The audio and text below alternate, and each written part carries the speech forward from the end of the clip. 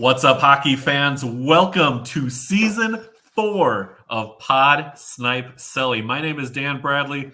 Joining me on the show tonight, Joel Fernino and HP. Boys, Season 4 of the show. We made it. How are we feeling? Dan, it's weird that we've done this for 4 years. It really is. It's a little weird. How is it already Season 4? Yeah, I don't know. It's a little odd. I got to be honest with you. It's a weird feeling, but somehow we made it. Looks like we made it. Nice. Hello, we're back. I love it. With we HP. It's always a good time. It's always a good time when we're back with HP involved. I try and bring the good times. Try. Vibes succeed. Immaculate tonight. You're not calling from a truck. No, I'm not calling. I'm home tonight, which is nice. Different. A little different, yeah. You've been on the road quite a bit lately. We've missed having you in the comments section, so I know we'll definitely take getting you on over in the comments too. August has been busy. It's Season 4. That calls for a celebration, doesn't it? Yes. It certainly does. It does. Are we celebrating that Joel is leaving the podcast? I guess. Walking off mid-show? What are we doing here? Hey, you ain't celebrating that I'm leaving. No, we better not be. We're going to celebrate that we're talking about Western Conference hockey tonight. So we're going to get into that here in just a moment. But I'm curious to see where Joel is going with this. What's he doing? The celebration. Is he pouring himself a drink? I would have thought he would have done. I would have thought he would have done that before we started the show. But I would have thought I got here as we started the show. Pretty much. Cheers to Season 4, boys. Cheers. Cheers.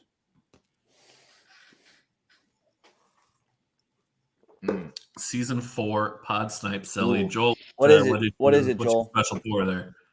It's from a craft distillery in Nashville called Corsair. It's called Triple Smoke Bourbon. Ooh, triple. It is to this day the top 5 bourbons I have ever had. B-Rad checking in to say what's up. B-Rad, I've missed you. This is B-Rad. B-Rad G. B-Rad has shown up. I just shared us on. We're still not on Twitter, right? Because Elon's an asshole. No, because you got to pay $8 a month for. By the way, I sound okay, right? Ability to stream there. So the microphone is working. Yes. Good. Making sure.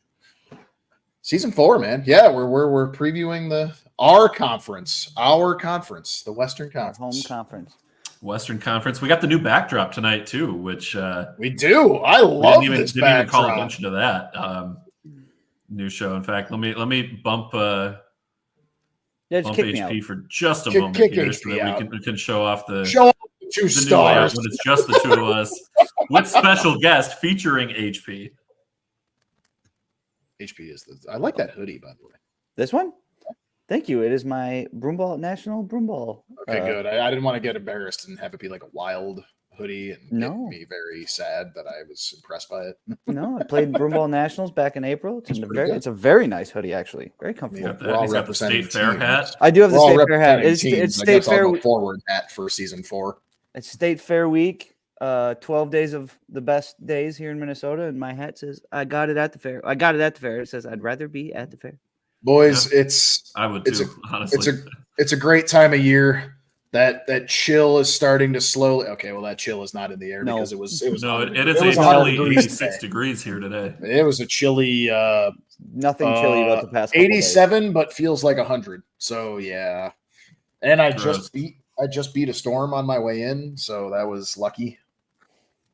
That storm hit Minnesota yesterday and flooded the fair. I heard it did. But But it's that time of year, boys. Football is just around the corner, which means hockey is just around 2 corners. 2 corners.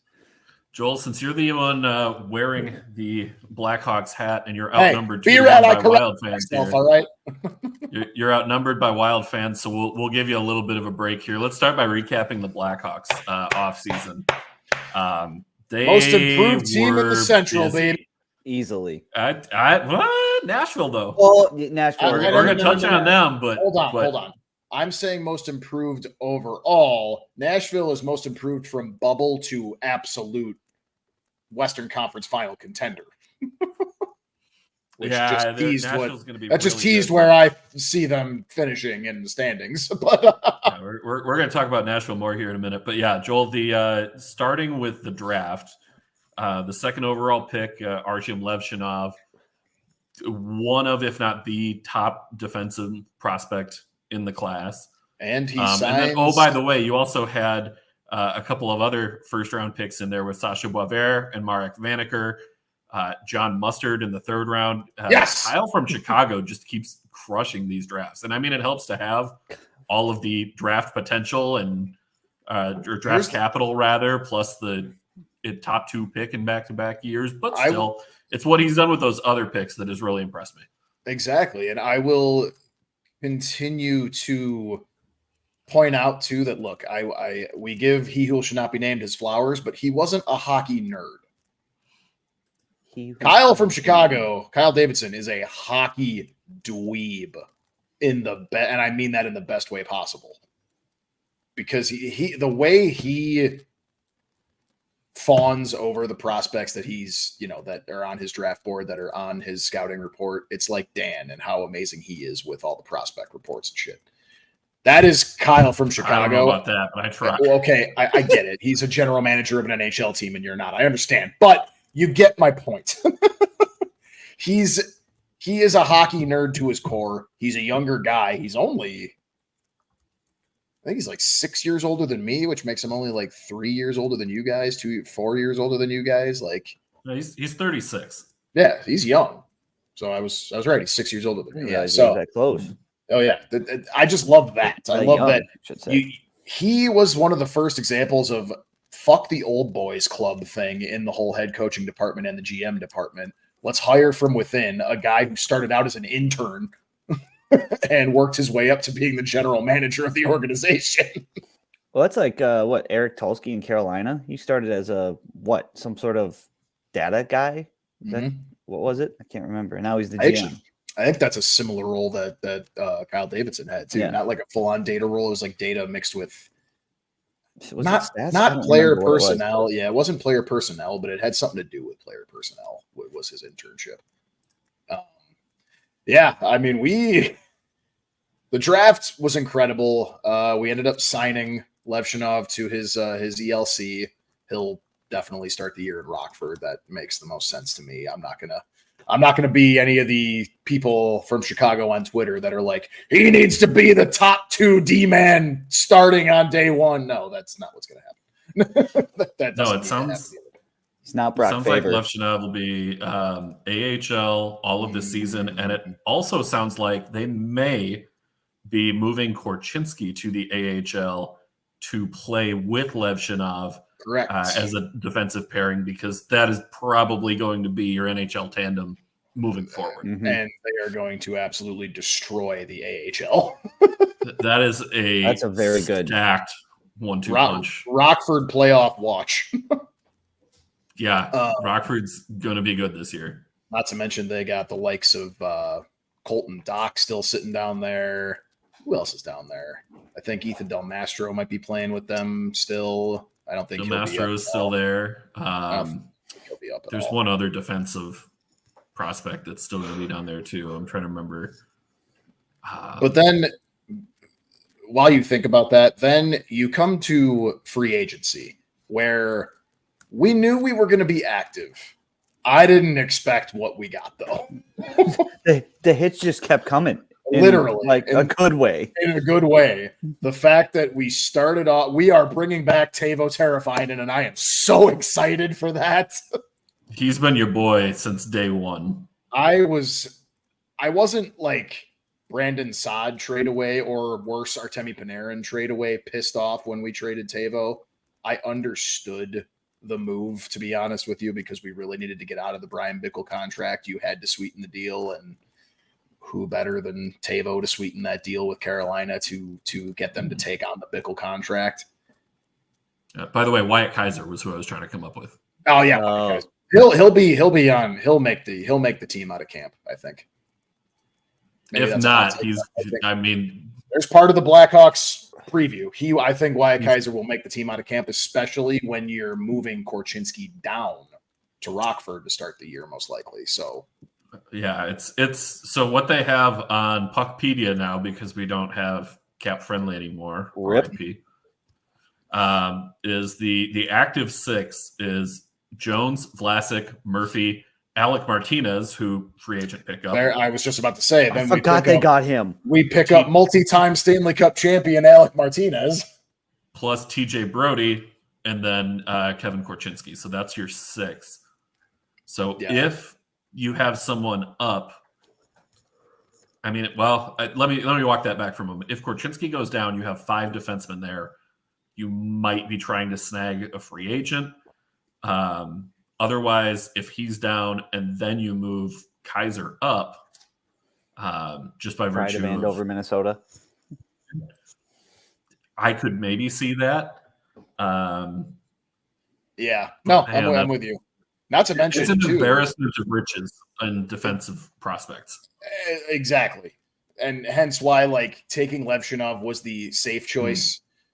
We talked about it during our draft show. I was ready to take what the hell was his name? I already forgot his name. Ivan Demidov. I was very, and it sounds like the reports were that Kyle Davidson was actually working on a trade to come back up and still, despite taking Levshunov, take Demidov. Yeah, he really wanted to get back on the board, and Montreal was able to snag him. It wasn't in the cards. Was it 5, right? Yeah, he went, or no, he went. I thought it was 5. Anaheim took Seneke at 3. Yeah, it was 5 because Caden Lindstrom then went 4 to the Blue Jackets. Who did Utah take at 6 again? They took a defenseman. It wasn't a very splashy name. I thought it was. Did they take Tej? When did they take Tej? Oh, you're right. It was Tej. Was it Tej? It was Tej again. Yeah. Oh, yeah, you're right. Oh, it was a splashy name. Then my bad. I was thinking of somebody else. Tej was 6. I was confusing him with Yakimchuk, who went to Ottawa at 7. There was a defenseman that went. Did Utah pick twice in the first round, right? Because I thought it was. They just had. They did have a second one. They had Cole second pick was late later on. Yeah, because I remember them taking 24. A pick where it was yeah, okay. So yeah, I mean, you're right. Embarrassment of riches in defensemen. So even taking Levshunov was still okay, I'll take it. If Alex Vlasic is going to be your new, God, knock on wood, willing Duncan Keith, maybe more your Nicholas Hjalmarsson. He's way more of a defensive defenseman. But then taking Levshunov, people were already totally not even thinking about him going to the Hawks. People were comparing him to Brent Seabrook type. So that's fine by me. If you figuratively potentially landed your Brent Seabrook when you already had your potentially Duncan Keith and your potentially Nicholas Hjalmarsson in the system already, cool. Sounds good to me. But then, yeah, exactly. Bringing in Alec Martinez, I love that move. I know he's older, maybe a little bit injury prone, but he's 34 now, I believe. 35, maybe. Is he still that young? Alec Martinez? Yeah. Martinez 37. 37. I was just say he's older than that. Okay. It's just tough because being on Vegas where he was so long with all their sustained success. Bringing him in with all the multi-cup experience to take all those the riches of young defensemen under his wing. Then at the horn of the trade deadline. Oh, by the way, TJ Brody as well. Again, older defenseman, but a solid defenseman to just bring in. It was Kyle Davidson's way of expediting the rebuild, but not deviating from his plan. Right? Expediting, still putting guys in a good opportunity to succeed, but it's also setting a culture of competitiveness along the way. Mm-hmm. Exactly. We knew that last year or 2 years ago now, crazy to think that's 2 seasons ago now, tanking for Bedard was secretly the goal. Goalich is finally. I wear this hat like every other show, Sam. He does wear that hat. Yeah, you just finally have it forward for a change. Sam, change your profile picture. I like that picture. What was I saying? Oh, the rebuild in the cultivation. yeah. So like 2 years ago, the tank for Bedard was, like I said, the quote, the unsaid plan. It was the plan. Yeah, It everybody worked knew out. they were. We all knew it. It was no worked out. secret. No. Tanking for him, yes, that's no secret. It worked out. The gamble worked. Last year, same thing.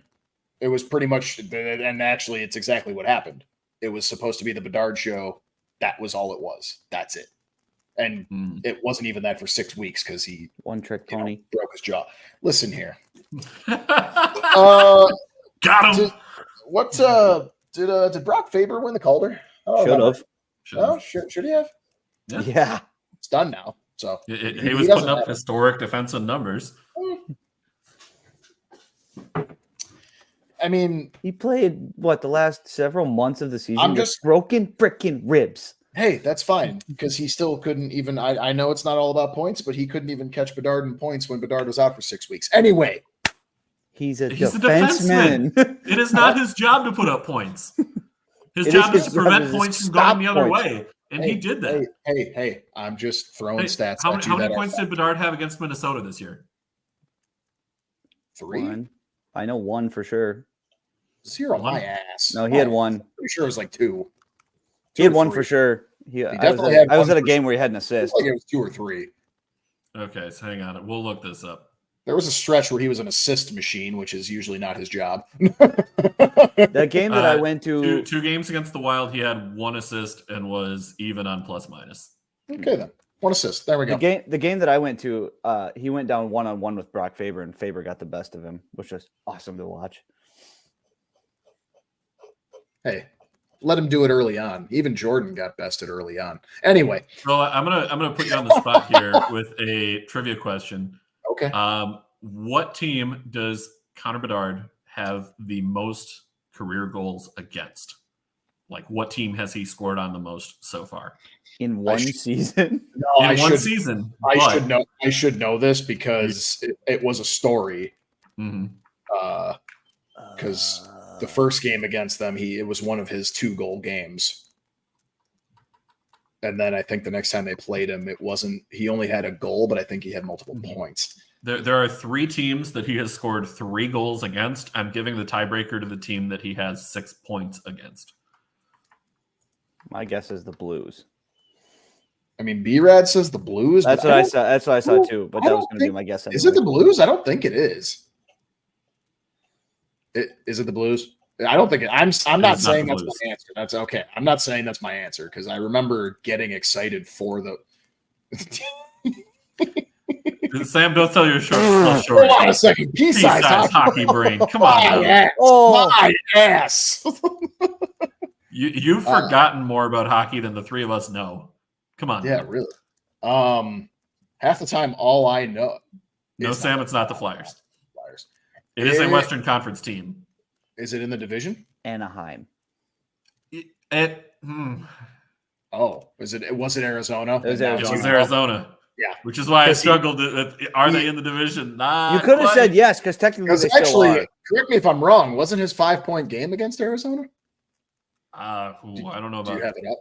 5-point game. I just have the splits. So. He had a 5-point game again. I thought maybe it wasn't Arizona. It was against a bad team, but I don't remember. I can go to his game logs. I should remember that because that game was incredible, but I don't remember who it was against. That was actually against Anaheim. I said it was a bad team. It was a bad Western Conference. He had a goal and 4 assists against Anaheim, yes. And somehow, despite those 5 points, 3 of them were on the power play, so he only gets to be a +1. Right, he's a big power play guy. Anyway. Yeah, like we can cap this all off. Our offseason was like the free agency was what really surprised me. I didn't expect. By the way, we didn't even mention Craig Smith bringing that veteran forward into the room too. Like that's pretty huge to me. Again, He'll play PK for you too. I'm pretty sure. Oh, he will absolutely be PK1. If he's not, I will be pleasantly surprised. Well, I mean, Dickinson probably kind of has that role covered to a degree. Is Craig Smith the center? Yeah. He'll play center. He'll play wing. All right, fine. But I guess you can spread out your needs PK. to. But yeah, Make him- he's mostly played wing lately. He's listed as a center, but he's taken fewer than 100 faceoffs since 2018 combined. The only misstep, and I say that with air quotes, that we had was when this whole Askarov thing came about. It sounds like we were in on him, but we couldn't get it done. San Jose clearly offered more. I'm not mad about it. It would have been really cool if we did that, though. I mean, I breathed a sigh of relief when I saw that it was actually San Jose and not Chicago. I'm not mad because we have two of the top 15 goalie prospects in the league. So 15 or 20, I think 20, because one was 14 and one was 9, I'm pretty sure. I thought Comesso was like 6. Comesso's 6. Yeah. Comesso was 6, and then Adam Guyan was lower, around that 14 to like 18 range. I think Comesso was 6. Saw that somewhere. Comesso's high. That's top 5. Yeah, he's a good goalie. Comesso was 9. Dang it. Where was Guyan? Right. And Guyan was 14. I was right on Guyan. I knew he was 14. Shows how much we know, Joel. Yeah, that's fine. Neither. But you're right. They were both on the top 20 list. Askarov being number 2, though. I get it. That's fine. Well, that's why it would have been a massive get. It would have, for me, it would have been if we were gonna get Askarov, one of Guyan or Comesso would have had to have been in the deal. Probably. Mm-hmm. If and something tells me, I don't have any insider shit, but something tells me that Kyle probably tried Guyan with insert X picks here, and it just like what was the official trade, since we haven't been on since that trade happened? So Dan, what was the trade officially? Yeah, so the official, like the full trade, was Askarov and a pick going to San Jose. Mm-hmm. And then the return, give me just a sec here. I just had it up.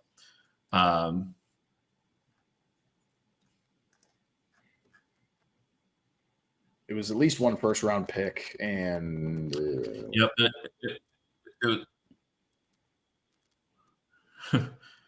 Well, Nabokov is the goaltending coach for San Jose. So. Danny Nabokov. Wow. Yep. There's a name that that's a name that hasn't been said in a while. Nope. Okay. So Nashville got David Edstrom. I did know that one. Yep. I was trying to come up with the name of the goalie prospect that they had, which was Magnus Krona.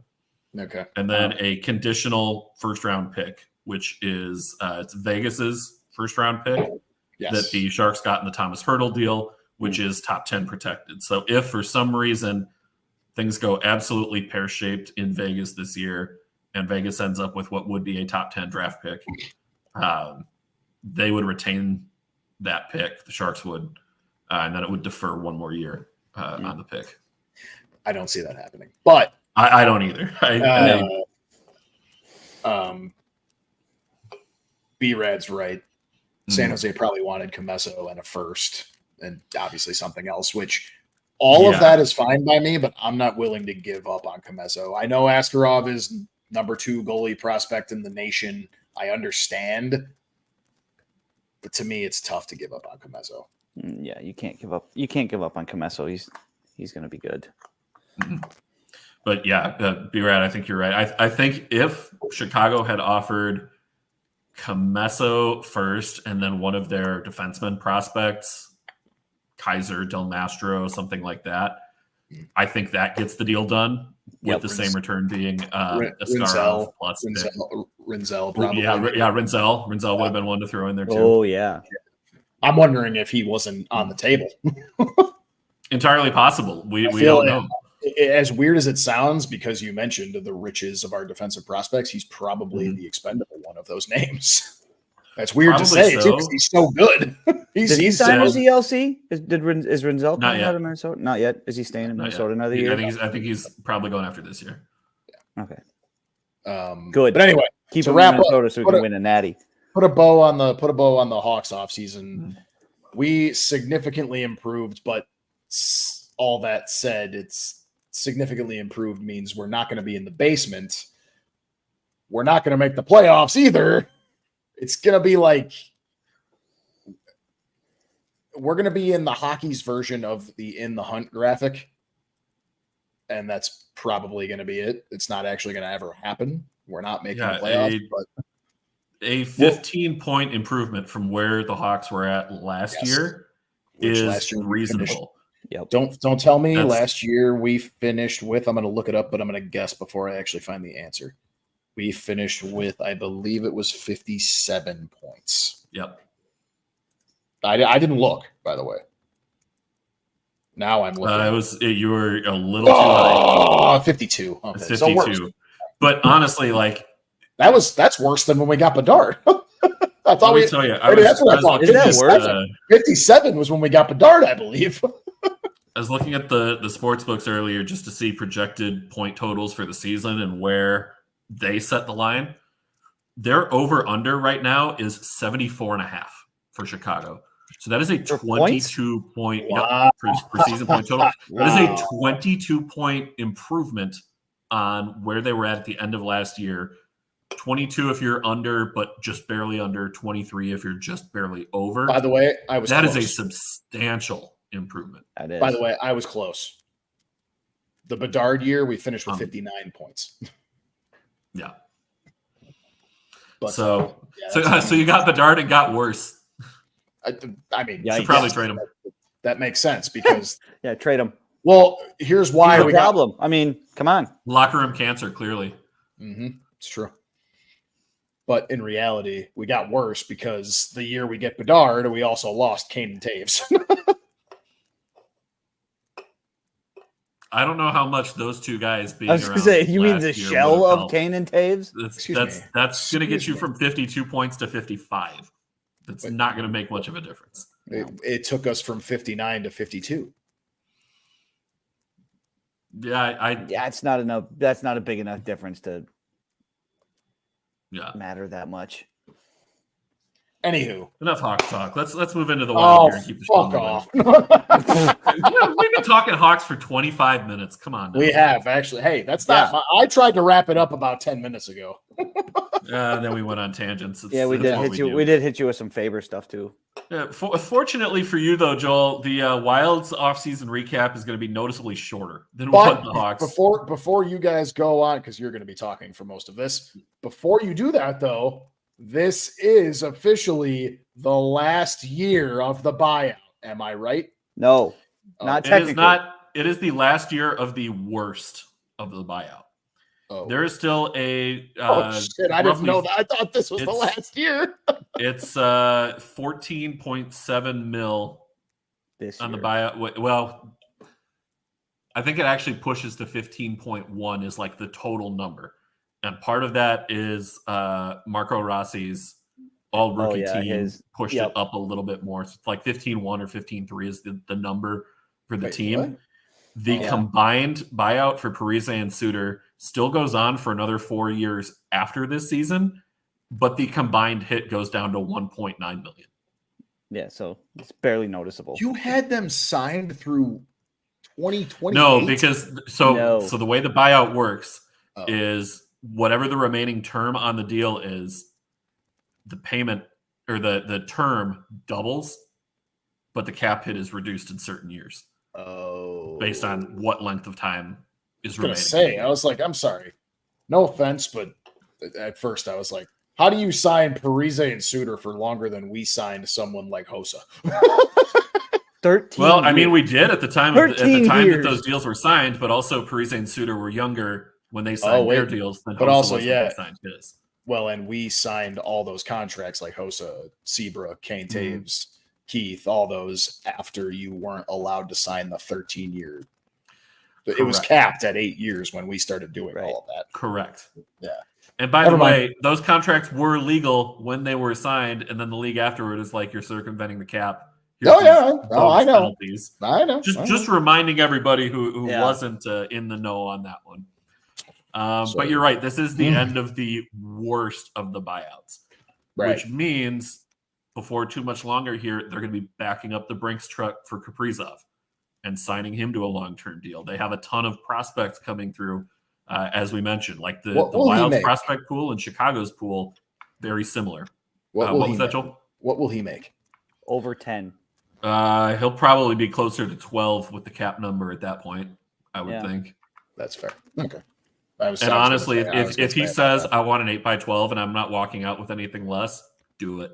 Yeah, sign him. Yeah, hands down. You look at him and say, "Yes, please, sir." Yeah, Russo keeps saying he just gets to name his price, and he will. He'll get pretty much price. Mm-hmm. Yeah, it's going to come down to he should. He's the he is the biggest superstar you've ever had in the history of your franchise. There shouldn't be a Wild fan that has a problem with him signing for $12 million. But there will be. There will be. But every fan base has that. Well, because you get fans who want the players to sign as cheap an extension as possible while still realistic. Take the hometown discount. We call them. So they can go out and make other moves, but like players need to get paid appropriately for the work that they're doing. Nobody has meant more to the Wild than Kaprizov. There's a reason I'm wearing his jersey tonight. We call them fans who don't know how the business works. Exactly. Come on, guys. I'm sure we have fans that are like, guys, just sign Bedard for $2 million a year, easy. What? Our free agency move this year. Our technical free agent move was signing Yakov Trenin. Mm-hmm. That was the big one. But what'd you pay him? In effect, the free agent signing that you also get is extending Brock Faber. Brock 7 years, 8-year extension. Oh, 8 years. 8 years and $8.5 million AAV, which is perfect. Honestly, it really is, because with how the cap is going to move, that's going to be it might be a little rich per se on that front end, but that is going to age like fine wine on that contract. Plus, it'll still line up for him to get a big second contract when that deal is up. So I was worried he was going to sign for 9.5. And I don't think that would have been as good of a deal. That would have been fine. Again, I think he's worth being in that range. Yeah. That might have been a little much, but again, he is the future of your defense. He's probably going to be a captain or at least an alternate at some point. He'll wear an A for sure in 2 years minimum. At minimum. Joel. Joel had to run off for just a moment here, so HP and I are just going to talk Wild here for a minute. HP, we alluded to the Yakov Trenin signing. We got a Jake Middleton, another extension. Jake Middleton. Yep, another extension there with Midzi too. Tarps off. 4x4. Yeah, 4x4. I love Jake Middleton. One of my favorite players. I have his jersey. That is an overpayment. I think so too, but I think they were also looking at Brodin and Faber are going to be attached at the hip for the foreseeable future. Middleton plays better when he's on a line with Spurgeon anyway. If Spurgeon is healthy, that is a solid second pairing.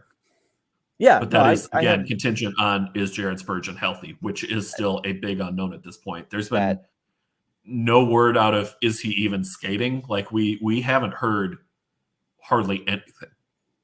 So Russo, he's on track. Russo mentioned that Billy Guerin is going to be at the State Fair on Thursday during the 3 to 6 hour with K-Fans somewhere in there.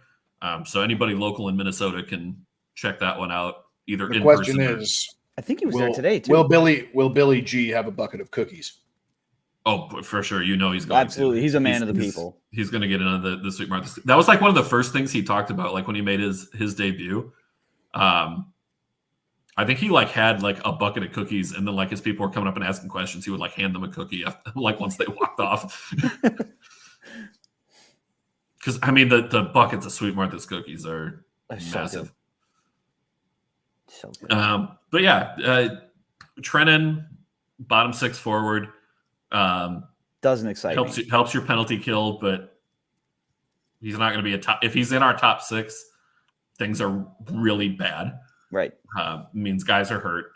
The other one was trading for Jacob Lauko from the Bruins. Oh, that's right. I always forget about that one. Flipped him in there at the draft. He'll probably be the 13th forward this year. So I liked him in Boston last year. So I mean, I hope he can contribute to the Wild this year. Mm-hmm. Yeah, I think he will. I think he'll probably be maybe 30-ish games this year, maybe a little more, depends on how he clicks on the penalty kill unit. And I think that's really his path to being in the lineup is will he be able to shut things down on the penalty kill? Mm-hmm. Other than that, though, I just don't know, because it's also going to depend on where is Marcus Johansson. Does he bring back the game that he had at IHF Worlds where he was looking solid, or does he bring back the no shots on goal for 3 games in a row and no points for 15 in a row that he had during this last season? Which version of JoJo are you going to get?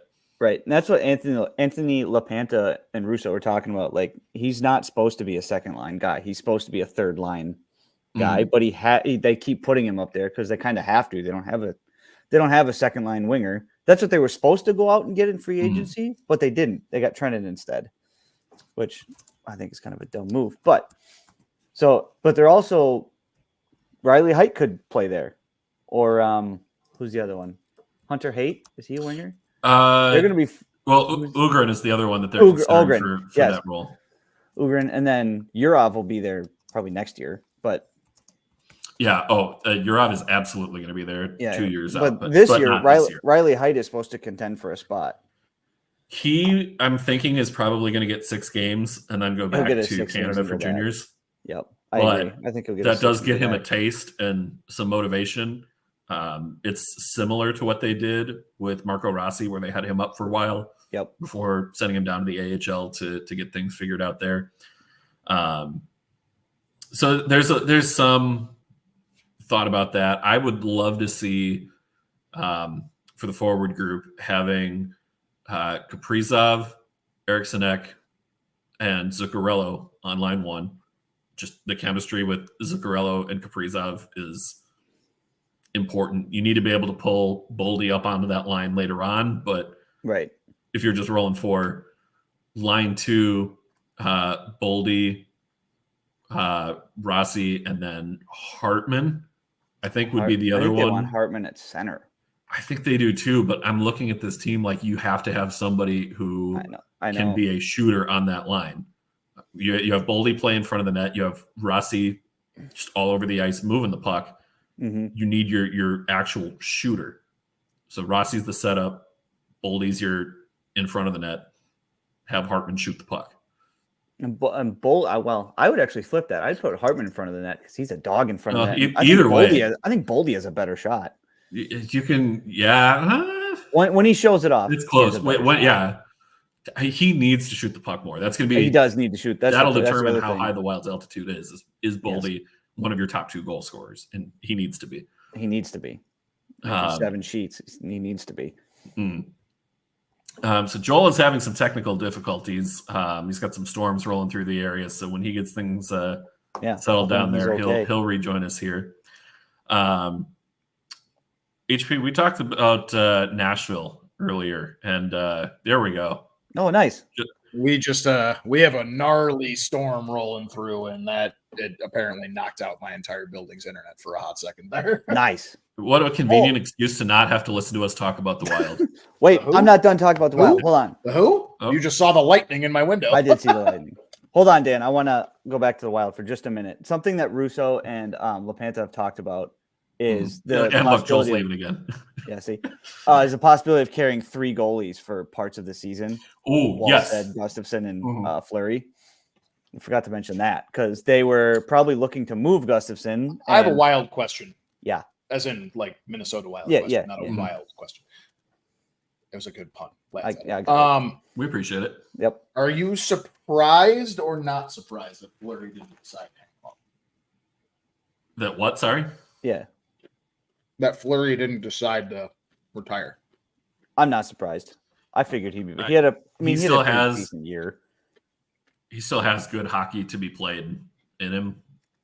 He's going to ride out his contract and then he'll. No, I agree. I wasn't surprised either. I just wasn't sure if you guys were like, oh, what?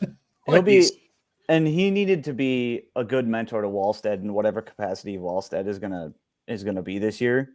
Wallstead will play more games in the NHL this year, and having Fleury in that goalie room to mentor him and not have Gustafsson mentor him. Not that Gustafsson would be bad, but Fleury, the all-time pro, just the best guy in the league, The first ballot Hall of Famer versus first ballot Hall of Famer, Philip Gustafsson. I want him mentoring Wallstead for at least a year. Right. Even if Fleury doesn't play as much, still a good deal. Mm-hmm. But yeah, so they've talked about the possibility of carrying 3 goalies because Wallstead's making just over league minimum, so they can afford to carry him sometimes. And they talk on Worst Seats in the House, they were talking about possibly if there's a long stretch where Wallstead's not going to play, sending him down to Iowa. So he can get some games. He just needs reps. Wallstead just needs reps. No, totally. I see him playing because he's obviously he's on his ELC, right? This would be he's still on his ELC. So I see him 1 year left on it. 2 years. For who? I had a Wallstead. 2, right? His ELC. He got 1 or 2 years left on his ELC. I think it's 1 more year before he would be an RFA. Yeah. Let me confirm that quick. Yeah, it is. Oh, wait, hang on. Yeah, it is 1 more year. Okay. And then he hits his RFA year, which I think is going to be a bridge deal. I would be surprised if they give him the full, roll out there. I think he's probably looking at maybe a 2-year ballpark 3.5 would be my guess for those 2 years, because then they're going to pay him as, okay, you are earning the starting role, but it's still going to be a little bit of a split for now. Right. And then when you're ready to take on the full starting role, we'll give you the full-time starter money. Yep. I think that's probably what we're going to see. You know what? Maybe even as high as 4. If they go kind of like what Florida did with Spencer Knight, where you get a 2 or 3 year deal at 4 to 4.5. I could see that. If it's a bridge deal at more than 4.5, that scares me.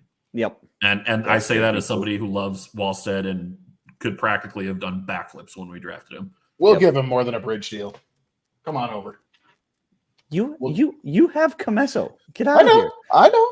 You were just talking about how you didn't want to give up Comesso for Askarov. And Askarov is on par with Wallstead as a prospect.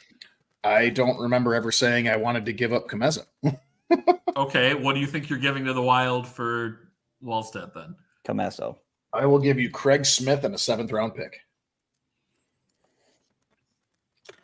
I will give you a hot dog with ketchup on it, and you'll like it. John Mustard won't like that. Touche. Well played. Touche. Let's get into a couple of teams that really improved a lot this offseason. The big one being Nashville, who good team to begin with, but really elevated where they were at from last year. And then San Jose, who bottom of the barrel, but has made some splashy moves to work their way back up and set themselves up for some long-term success here. But starting off with Nashville, going out and signing Steven Stamkos in free agency and Brady Shea and Jonathan Marchessault, and you were running into some organizational issues with Askarov, as we've touched on a couple of times tonight already. Getting that situation resolved before the start of the season, getting a first-round pick out of the deal. Nashville now has 3 first-round picks in next year's draft.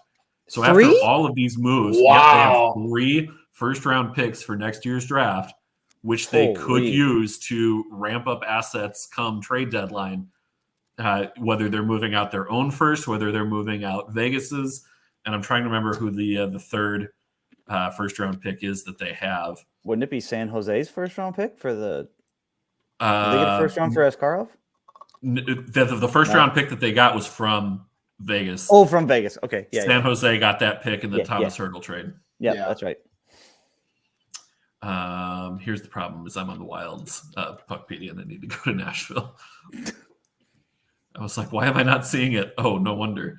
So They have 3 draft pick details. The other one is Tampa Bay from the Tanner Jeannot trade. Oh, sure.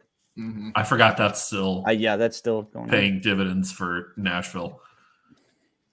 What a backfire. All that said, Nashville, to me, I don't care how old Steven Stamkos and Jonathan Marchessault are. Those are 2 highly skilled veterans still playing at a high level. Stamkos had 40 goals last year? Yeah. Mm-hmm. And everyone kind of knew he was going to be out of Tampa, which Tampa basically effectively traded Stamkos for Jeannot? Gensel. No. Jake Gensel. Jake Gensel. Thank you. Oh, Jake Gensel. Yeah. The biggest, in between those the arguable biggest offseason free agent. Who would I rather have next year? Maybe Stamkos. Who would I rather have for the duration of their contracts? Gensel by a mile. Yep. Because Stamkos is probably retiring in the next couple of years here. But what's his contract with Nashville? Yeah, it was just a 1 year. It was a longer deal. It was a couple. Yeah, I thought it was a couple of years. 4? Yeah, his contract with 3 or 4. Nashville. I want to say 4. Yeah, 4 by 8. 4 by 8. That'll take him through his age 37 season. He'll be staring down the barrel of retirement. Unless he keeps putting up 40 goals, then maybe not. Like, been wrong before. Just Barry Trotz, man. That dude's hockey brain might be a genius. It might be. Well, and Trotz said a little over a year ago, at ahead of the 2023 draft, he said, "I can find 3rd and 4th line forwards anywhere. Go out and find me guys who can play on the first line. Go out and find me guys who have the skill to be a shutdown number 1 defenseman." Mm-hmm. He addressed all of that and more this offseason with these moves. Also locked in UC Saros for another 8 years. Yes. Juicy. No goals. Paying UC Saros no goals was so important to the long-term future for Nashville. Like, he is I'm curious a top 3 goaltender in the league, and there's an argument to be made for him at number 2 and even number 1. I would not have him lower than 3 in any ranking. No goals. I love that commercial. I know, I do. It's so funny. It's so genius. What are your goals for the future? No goals. No goals. No goals at all? No goals. Yeah, I continue to give away because we're gonna project our division standings for both divisions in the conference, but Nashville scares me. That's signing Stamkos alone. Signing Stamkos alone scared me. Then Marchessault scares the shit out of me. I do gotta say, I think Brady. What's Brady Shea's contract? I remember thinking that is an overpayment for Brady Shea. Not that he's a bad player, because he's not. Might be a little pricey. It was 4 years at $7 million per. That's okay. He also has a no move clause. That's hefty for him. He's a good player. He's a good player. I don't think he's worth $7 million in a no trade though. In the short term, sure. I think what you're doing is by going the extra years, because Shea has had some injury concerns in the past.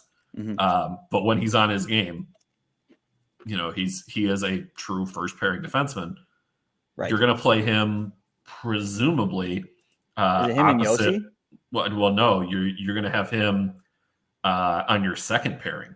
Oh, yes. So you're going to balance the depth, because then you've got 2 left shots there.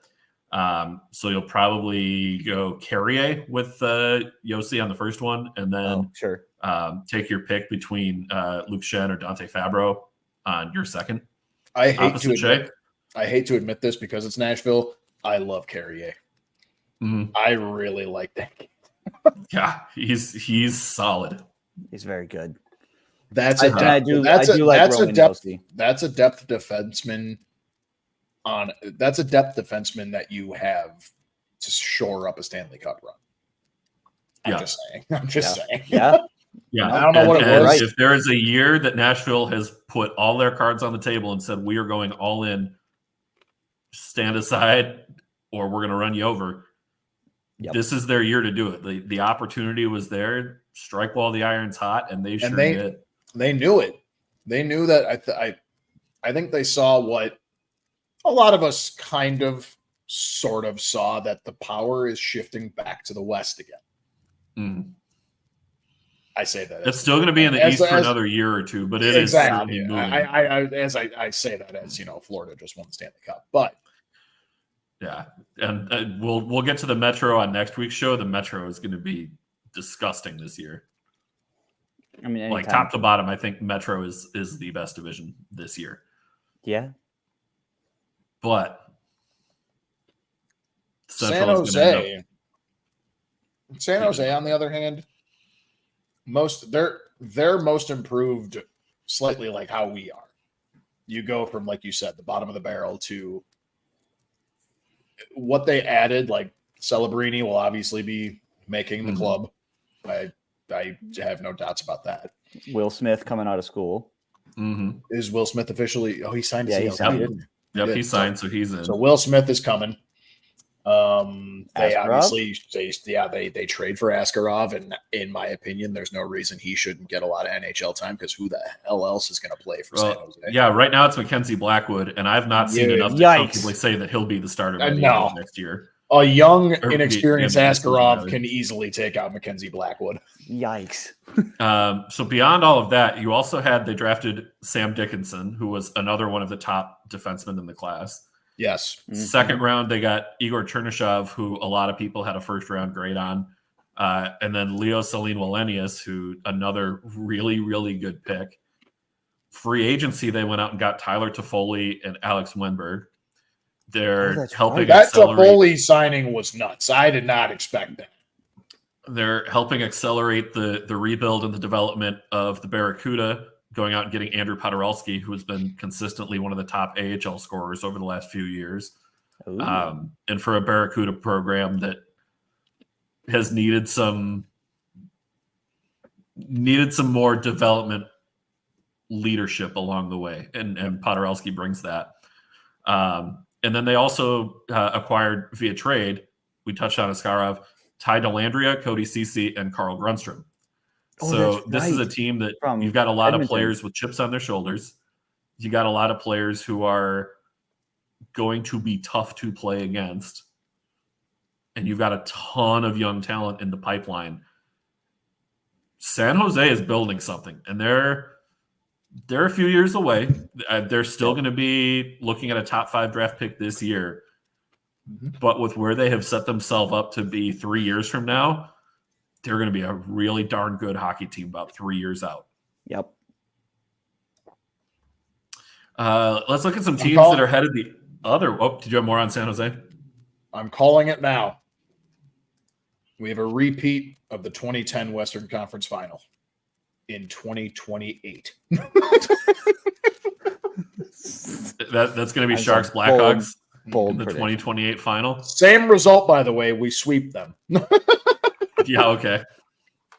Anyway, go ahead. We got it. We got it on record now, so you're official. Talking some teams headed in the other direction. I am concerned about this Colorado Avalanche squad. I agree. This year, relative to where they were at last year. Now, let me start by saying I do still think the Avalanche are going to be a playoff team. There is too much top-heavy talent to not get them to the playoffs. That said, including this year's Hart Trophy winner. Wondering where things are going to be at with their cap situation, because they have $2 million in room, but they have Gabriel Landeskog on LTIR. If he is healthy and comes back, you are all of a sudden it's like $5 million over the cap once he comes back. I'm pretty sure he's logged more time on long-term. He's logged more time. He has logged more time on LTIR than I have on Call of Duty in my entire life. I don't know about that, but he's missed the last 2 full seasons. It's about. Which is an awful lot, and to think he might come back and play. And how old is he now? 33, 2. Let me get it up. 4. I got it. No, he's not that old. 31. Oh, He's okay. that young. He's 31. I appreciate you saying Holy. that's young. Well, I appreciate I'm that. 31. So Yikes. which So, hurts to in say out addition loud, to but the Landeskog situation, they've also had to deal with Valeri Nichushkin, ugh, who is in the player assistance program, is serving 6 months suspension with no pay. As a result, that is going to be a very awkward situation to resolve. And it's unclear whether or not, if the league decides to reinstate him, is he still welcome in that Colorado dressing room? It has sounded like he can't be. there were multiple issues, and the first time around it was, we have your back, we're going to help you through it. Hearing how they talked about this now being stage 3 of the player assistance program, Yeah. Colorado's players and staff are getting pretty frustrated with the fact that whatever issue he's having is continuing to occur. He's not Which getting, not getting any means better. Valerian Nichushkin, you are an Edmonton Oiler. I hate how right you're probably I know. going to be in that regard. That sucks. Like that's a double whammy too, because like Didn't we all call? When who he called, is- Oh, I called Stan Bowman to the Oilers for that same reason.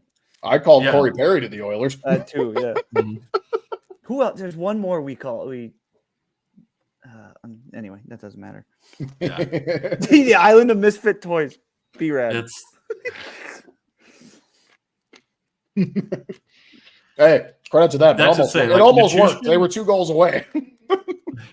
Yeah. when Nichushkin is on the ice and actually playing and actually able to focus on hockey. He's a very good player. He is a dang good hockey player Dude, and a force I in that remember- top 6. I remember when his rookie and sophomore season in Dallas, I was like, this kid is awesome.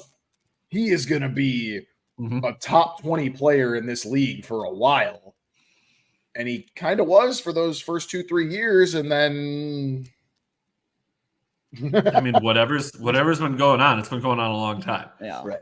We know that much. So all that to say, if they are down Landeskog and Nichushkin for the entire season, and it sounds like Landeskog is trying to come back, but at 31 and having not played in 2 years, there's being in shape and there's being in hockey shape. Yep. Yeah. Is he in hockey shape?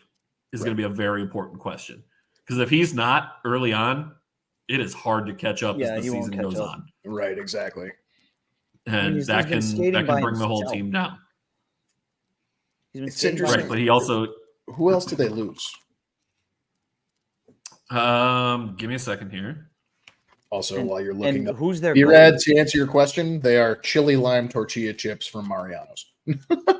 So some of the others that they lost, just to include some bigger names here, Yakov Trenin, Brandon Duhaime, and then retiring Cogliano and Parise. So that bottom 6 is a little shaky, and it gets even shakier if bottom 6 guys are elevated because you don't have Nichushkin and Landeskog in your top 6. I They couldn't still have agree- Casey Middlestad float, right? They do, and they did sign him to an They're extension. trying for- Yeah. I couldn't agree more on Try to beat Colorado. Prairie.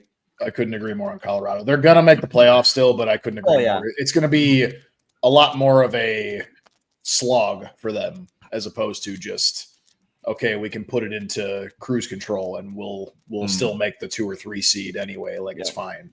It's Yeah, Georgia. I think they're looking at a wild card and probably a one and done. Yep. Yeah, Is it's- Georgiev still their goalie? He is, Yes. and Eustace Annanen is their backup. Ooh. Yikes. He played last year, and then He played last year. Did he? Not very well, Um, but he did.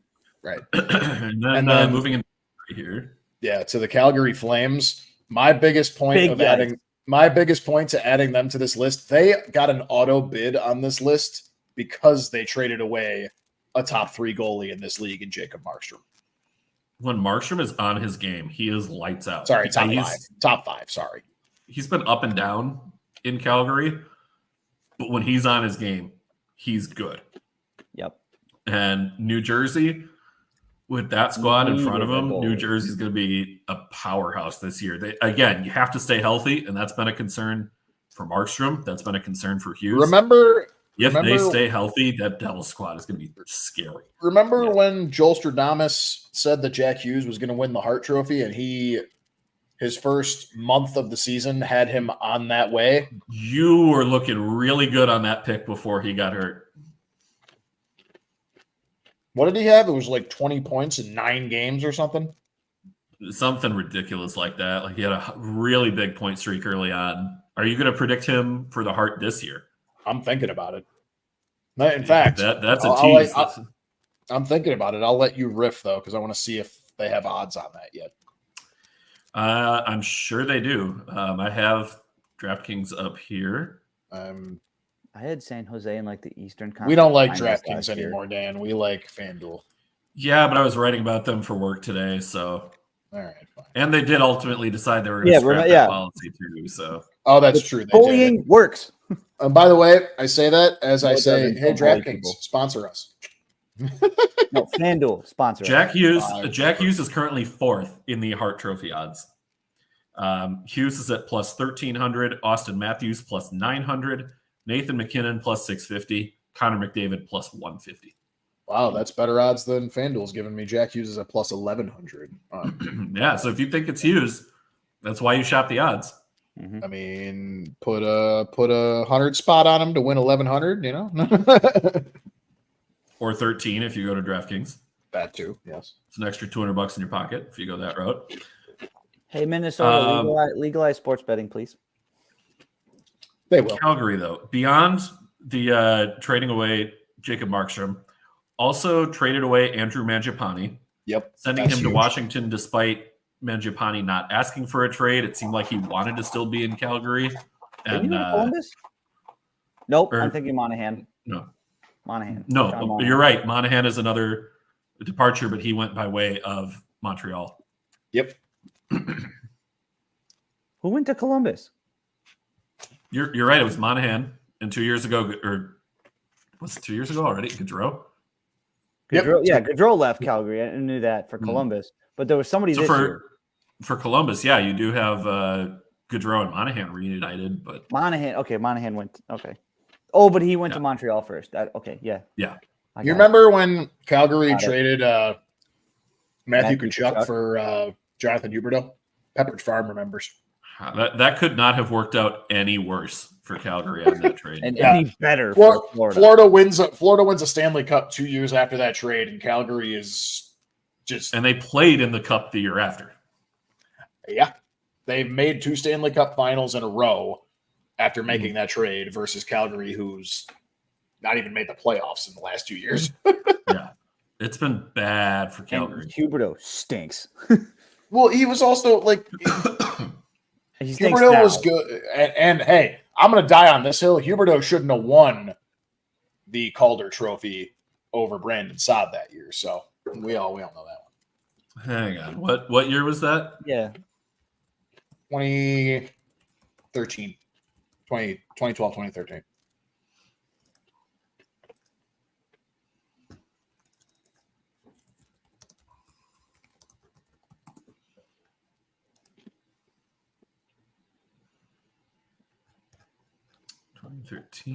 Calder.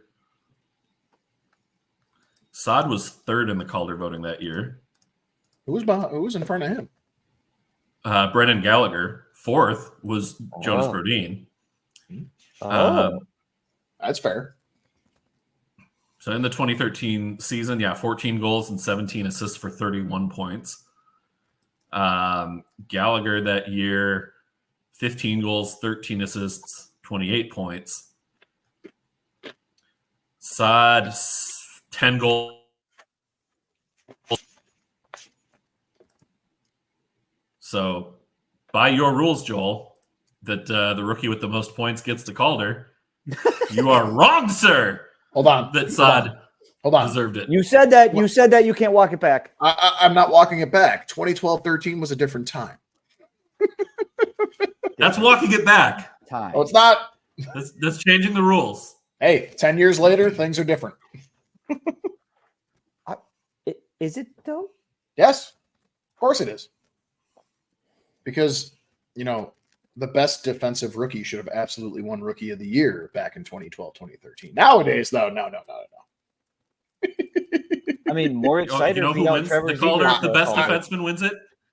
If the best defenseman that year won the Calder, It'd be Jonas it's Brodin. Jonas Brodin. I know. Another wild defenseman robbed. Mm-hmm. Moritz true. Seider beat out Trevor Zegras. People don't forget. Bro, I will With trade. less points. I will freely give you Bedard's Calder trophy for a Stanley Cup. I don't give a shit. Oh, Minnesota would give up the Calder for a Stanley Cup as well. Ha! Sorry. So Dan, do we want to preview the divisions? Yes, we do. So let's get into our Central Division. Oh, we're not going to close out with the Central. We're not going to do the Pacific first. You know what? This was just how I had it in the queue here. So let's switch it up. Yeah, it's fine. Oh, all right, never mind. So HP, I'm going to have you read your picks here first. Just go on sure. 1 through 8.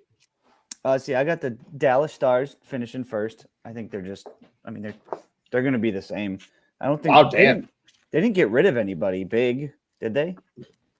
No, they had a pretty quiet They had a quiet offseason too. They are the They added epitome. They're the epitome of do not fix what's not broken. Yeah, don't. Yeah, if it ain't broke, don't fix it. 2 Nashville. I mean, that's a given. We all have Nashville in our top 2. Yeah. Yeah, the big loss with Dallas was Joe Pavelski retiring. Oh, which is sad, but like yeah, I don't think it's sad and significant, but also it's something that they knew was coming for a while. And he didn't do much for him in the playoffs anyway. So I mean, not this year. Last year, not this year. So I mean, at the end of and they were still, could have contended for a Stanley Cup even without him. 3 also, Colorado. how about our favorite defenseman signing with the Dallas Stars? Matt Dumba. That's a good addition. I mean, you replace Ryan Suter with Matt Dumba. That's an upgrade. That's definitely an upgrade. Maybe not much of one, but it's as it currently stands in their careers, that's an upgrade. Yeah. It's also hilarious that Dallas Stars fans now have to watch and cheer for their most hated player as of a couple of years ago when Dumba who did he run through? And Dallas fans just wanted him dead. Oh God, who did he? No, it wasn't Hintz. It might have been Hintz. Oh, Jason Robertson. Was it Jason Robertson? I think it was. He absolutely ran him over, and Dallas. Nothing happened. I don't even think Robertson got hurt from it, but yeah, I remember that. No, it was just a big hit. Oh no, it was Pavelski. Oh, it was Pavelski. Oh. Yeah, Dallas fans wanted him dead. Mm-hmm. Let's see. I got Colorado at 3, which I am now kind of regretting, but I'll stick with it because I picked it. 4 Winnipeg, 5 Wild. They're going to finish in the same spot that they were. They did nothing exciting. I don't think Winnipeg did anything real exciting either this offseason. Their big one was the Braden Yeager and Rucker McGroarty trade. Rucker McGroarty prospect swap. Yep. Utah. I think Utah is going to surprise people. They got Sergachev. And I also think Sergachev and Dursey is a top pairing. Dursey, yes, Dursey. And Logan Cooley should have a good sophomore season. I'm not going to stand for this disrespect. Of what? Well, good. Sit down then. Yeah, I am sitting. All right. I think I know what you're referencing, and I'll get to it in a second. I also think Utah, like a new team playing for like a better, more well-run ownership group, is just going to be improved no matter what, even if it's the same roster. I've seen that a couple times, even in junior hockey, and when you feel better, you play better, and I'm guessing players are going to feel better under Ryan Smith. Even just in the regard of knowing that your team isn't delinquent on hotel bills and you're not even sure if you're going to get to stay at the hotel when you're on the road. You're not even sure if you're going to get your meals when you're on the road. Right. Because the team owes the vendors so much money. And playing in an actual big boy arena. You're not playing in a college. Yeah. I know the Delta Center isn't like the best for hockey because if you've seen the pictures, the ends are, the one side, the seats, it's like right there, like a wall, basically. If I remember it's going to correctly, need some adjustments for a hockey venue, but when Dan and I did a pick show, we had a show where we were ranking where we would most like to see a new team. Utah was up there. Salt Lake City was up there. I think they'll do fine in Salt Lake City. They've already had a lot of support. I think it'll do fine there. And Ryan Smith has already said they want to upgrade the arena and make it a hockey town. I think they're going to do great. They have a much better ownership. They're in much better. Exactly. 7 St. Louis and 8 Chicago. Now, Joel, you were just groaning a little bit ago about disrespect. 6 through 7. I said to Dan, I don't think Utah's going to finish last. I don't think St. Louis is going to finish last, and I don't think Chicago's going to finish last. But one of them has to finish last. I understand. Yeah, and again, this isn't we think the Hawks are going to be bad. I just think with where everybody ahead of them is, right, I don't see who they are passing right now. But will they be like for points? Like, I don't think they're going to be bottom 5 in points. No, they might not even be bottom 8 in points. I think as far as being an 8 seed in the division, they are still going to be miles ahead of most of the other 8 and even a few 7s across the NHL. Yeah, they are a much improved team, but I think they're still a ways off from being hey, are we going to be in the playoff bubble? Right. Now, will they show up in the hunt graphics as the season goes on, like maybe into March? Could be. But I think that cluster is going to be so close that there's not going to be a ton to separate them, and it's just ultimately going to be down the stretch it comes up short. I get it. I wouldn't be surprised if they where you have them, Joel. I wouldn't be surprised if we were leading the division after the first game of the season. you were ahead of Edmonton like a few weeks for like a good week, I think. Actually, Edmonton was the worst. They were like 3-11-1 to start the year or something. We came out of the gate and beat Pittsburgh. I was like, what the hell just happened? That wasn't supposed to happen. Yeah, I think the Chicago could easily finish in the 6th spot. It wouldn't surprise me if they finish ahead in the 6th spot like that. I'm with you. Yeah, I could realistically see Chicago as high as 6. I think 8 is the likeliest option. But B-Rad has a good point here. Yeah, there that's aren't the other many thing teams. too is there aren't many teams that could relate to how ridiculously injury plagued we were. Wild are one of them. Yep. But, yeah. Well, you Wild can absolutely and relate. Columbus, I would say, is brutal. even more. I don't think had anybody play all 82 last year, and their leader only played like 75 or 76, as I recall. Right. Joel, give us yours. Yep. So all of them are fairly similar. I still have Dallas winning the division. Like I said, they weren't broken, so they didn't fix anything. I still think that they are head and shoulders the leader of the Central Division. And yeah, losing Joe Pavelski sucks, but you're adding someone like Stankoven to your team who clearly the fact that kid is going to go off this year. I wouldn't be surprised if he wins the Calder. In fact, he's one of the favorites. I'm teasing our season preview show that he might be my Calder favorite. I haven't fully decided yet, but he's top 3 for me. This year's Calder race is going to be insane. Well, just looking at the odds right now, your top 5 are Michkov plus 450, Celebrini plus 500, Stankoven plus 550, Cutter Gauthier plus 650, and Will Smith plus 700. That's really Stankoven at those odds is a steal because he's the only one who's on a good team. Or an elite team, I should say. There's a few here that also have no business being on this list. For example, Frank Nazar plus 7,500. I love Frank Nazar. He's not going to win. I don't even know that. No way. If he sniffed top 7 in voting, I would be bouncing off the walls. Anton Saleyev is plus 10,000. I don't think he is going to be playing NHL this year. Zeev Buium, who we didn't even talk about him with the Wild segment. Oh, yeah. Zeev Buium is listed at plus 10,000. He's not even going to play this year. He's going to be playing at Denver again. So he's not going to be. Is Levshinov still on there? He was on there at like plus 10,000 or something crazy, but yeah, he's also plus 10,000. Matt Rempe is plus 100,000. Ah! I don't know, man. I'd put $1 on that. How many games did he get? Like, did he not get? Not enough to qualify. Not enough. What's it got to be? 20, I think. 25. 25. Okay. Right, 25. But anyway, 26. Anywho, Dallas absolutely is winning the Central. For me, I'm riding the hype train. As much as I hate to say it, I love Nashville next year. To me, it's just I'm just thinking about the inevitable. I have to accept it. They're going to be freaking good. So they will take second.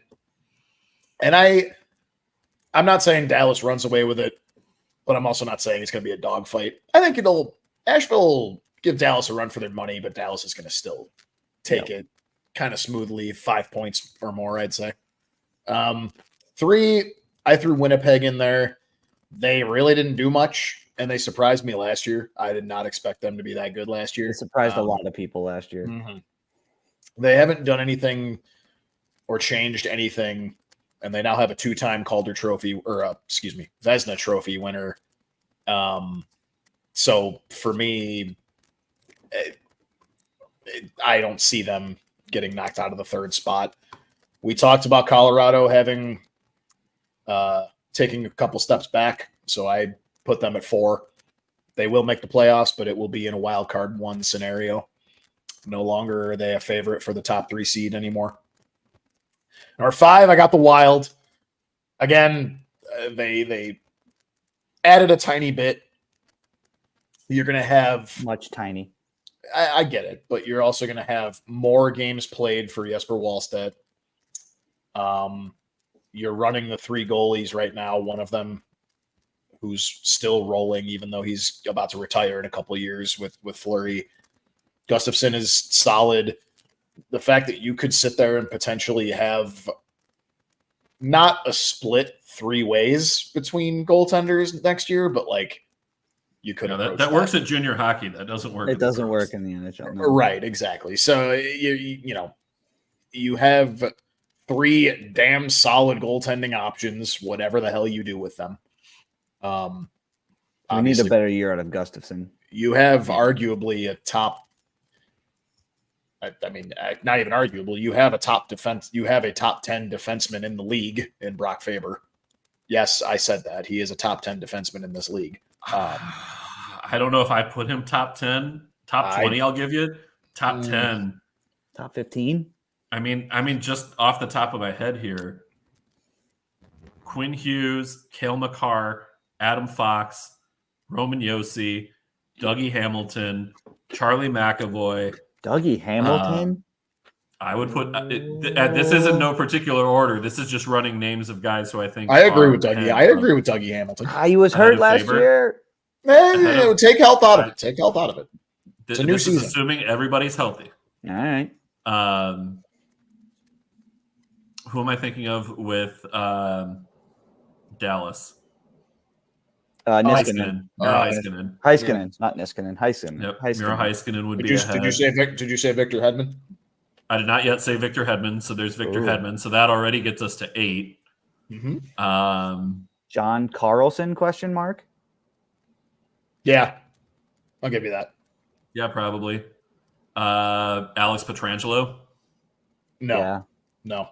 No? Next year, I think I would. Not anymore. Not anymore. It's and I love me some Alex Pietrangelo. Not anymore. Noah Dobson. Oh, sure. Nope. Oh, dude, he had a hell of a year. You are sleeping on Noah Dobson. I'm not sleeping on Noah. I'm not year. sleeping on Noah Dobson. You should be relishing at the fact that I'm anti-sleeping on Brock Faber. Jacob Slavin. How long have I loved that? Wild Hawks rivalry aside, I have loved Brock Faber from the minute he stepped foot on the ice for you. True. You So- have. I love Faber. I don't have him top 10 right now. All right, fine. Top 15. Will he be top 10 in a couple of years? Probably. I can't put him top 10 just yet. Yeah, He's had one very good season. he'll be I number can't 10. put him top 10. It's the same reason I can't put Jordan Love as a top 10 quarterback right now off of 3 good games. It's the same thing. Sorry to make you puke, but Anywho, Wild at 5. I shot real high. I'm riding the wave here, and I don't care. I think the Hawks improved from last in the division to 6th. But to HP's logic, pretty much the same. To me, it is 6, 7, and 8 can go any way, shape, or form to me.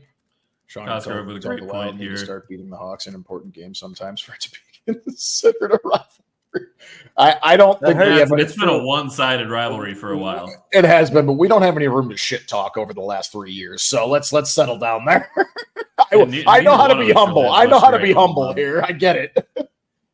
We have the superstar. We got to win games, and we won't be winning games for at least another year. So,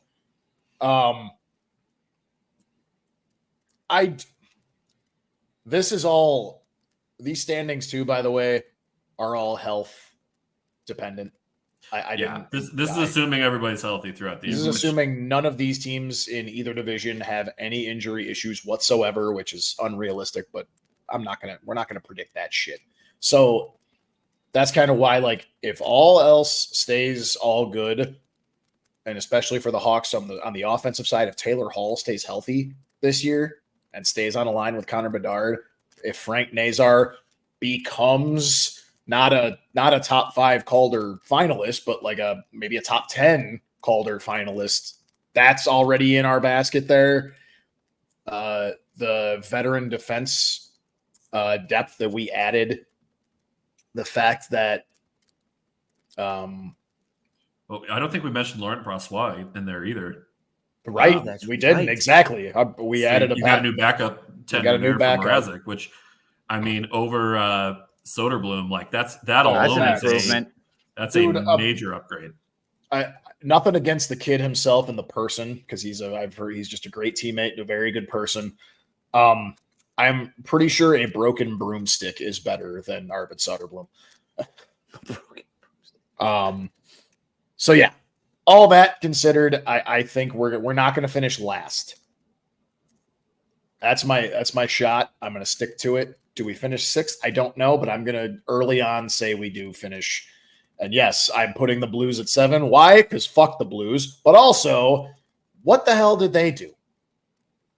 They are the definition of mid. They brought in Ryan Suter. Exactly. So they completely, what's the opposite of improve? They successfully offer sheeted Broberg and Holloway. Yippee. I don't care.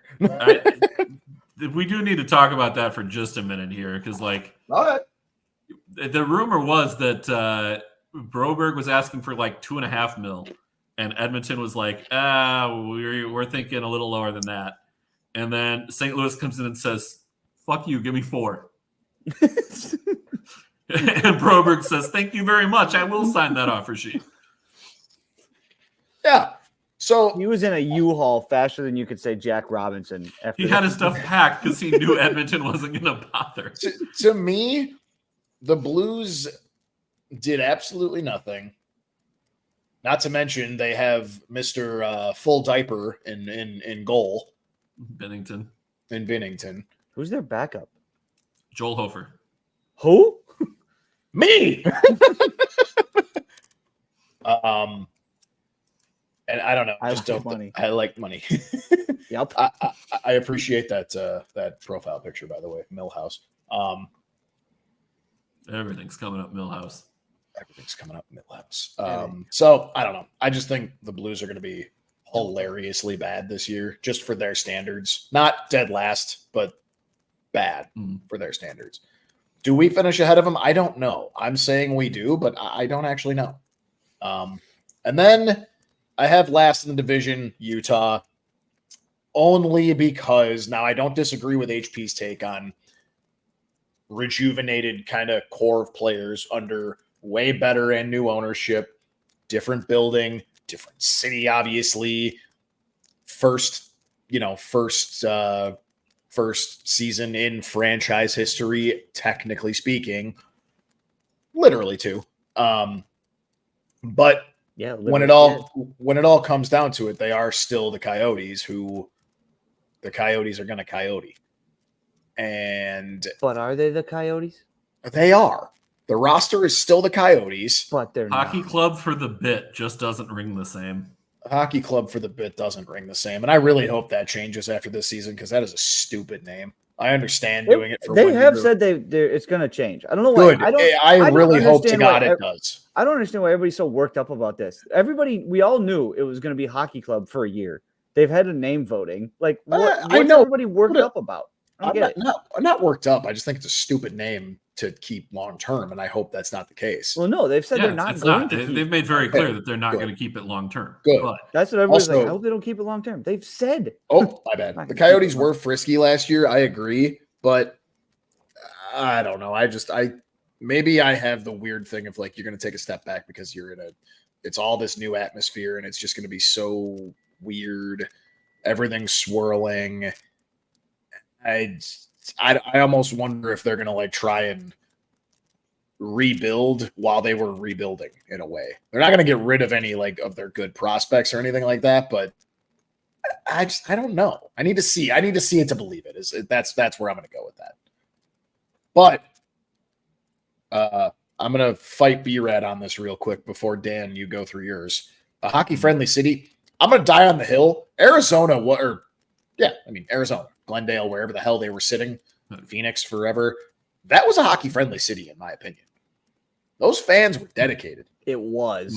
It really was. They loved their team. Sorry, I say it was. They built it to be a hockey friendly. Exactly. City. And I think it was a success. You had a shit owner, plain and simple, and all the relocation attempts got blocked because of the owner. I'm going to be not just because of the owner. I'll be controversial. I'm the one who's controversial because of all the old fucks that live in Arizona that don't want the fucking foot traffic from a professional sports team being in their area. And that's legit. That's not just a take. That happened.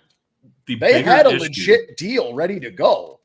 And all the fucking old people that retired to Arizona that aren't even from Arizona. Yeah. NIMBYs. All of them who don't even live there, by the way. Most of them just retire there. So they live there. All fought snowbirds. Exactly.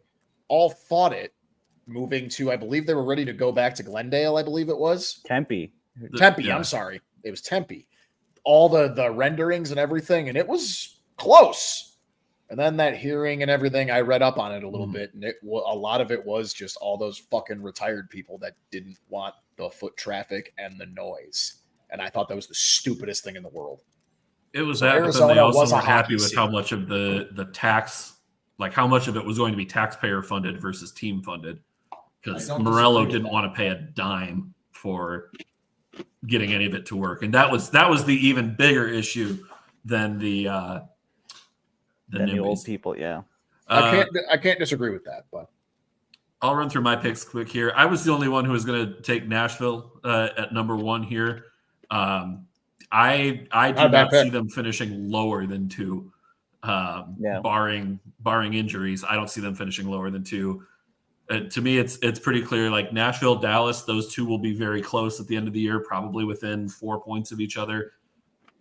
Then a little bit more of a gap. Then you get Winnipeg and Colorado is your 3-4. We pretty much kind of agree on those tiers, and then 5 through 8. Like it's clusters of where everybody's at. And HP and I were the same here. Minnesota 5, Utah 6, St. Louis 7, and Chicago 8. Again, you can pick 6 through 8 in practically any order, and it makes sense in my book. I do think Utah, like we talked about, gets the bump of new ownership, new city, new building, new venue, and frankly, new players coming in too. Like the Sergachev deal, like that gives them one defenseman that they can build around and really work. They have a lot of good young forwards in their system as well. I think Logan Cooley's going to have a solid year this year, and really kind of not quite a breakout year per se, but like hey, we're seeing something here, and he's going to have that big trajectory before too much longer here. St. Louis, I don't know. To me, St. Louis has like one forward line. Snuggerud's not coming up to the NHL this year, right? No. Nope. He's got. He'll go up. To go first. He'll go up after they win the Natty this year. Here's hoping that the departures from Knock on wood. the Gophers after this year are going to be bonkers. They're going to need a really, really good recruiting class. Yeah. We're still letting you keep Rinzel.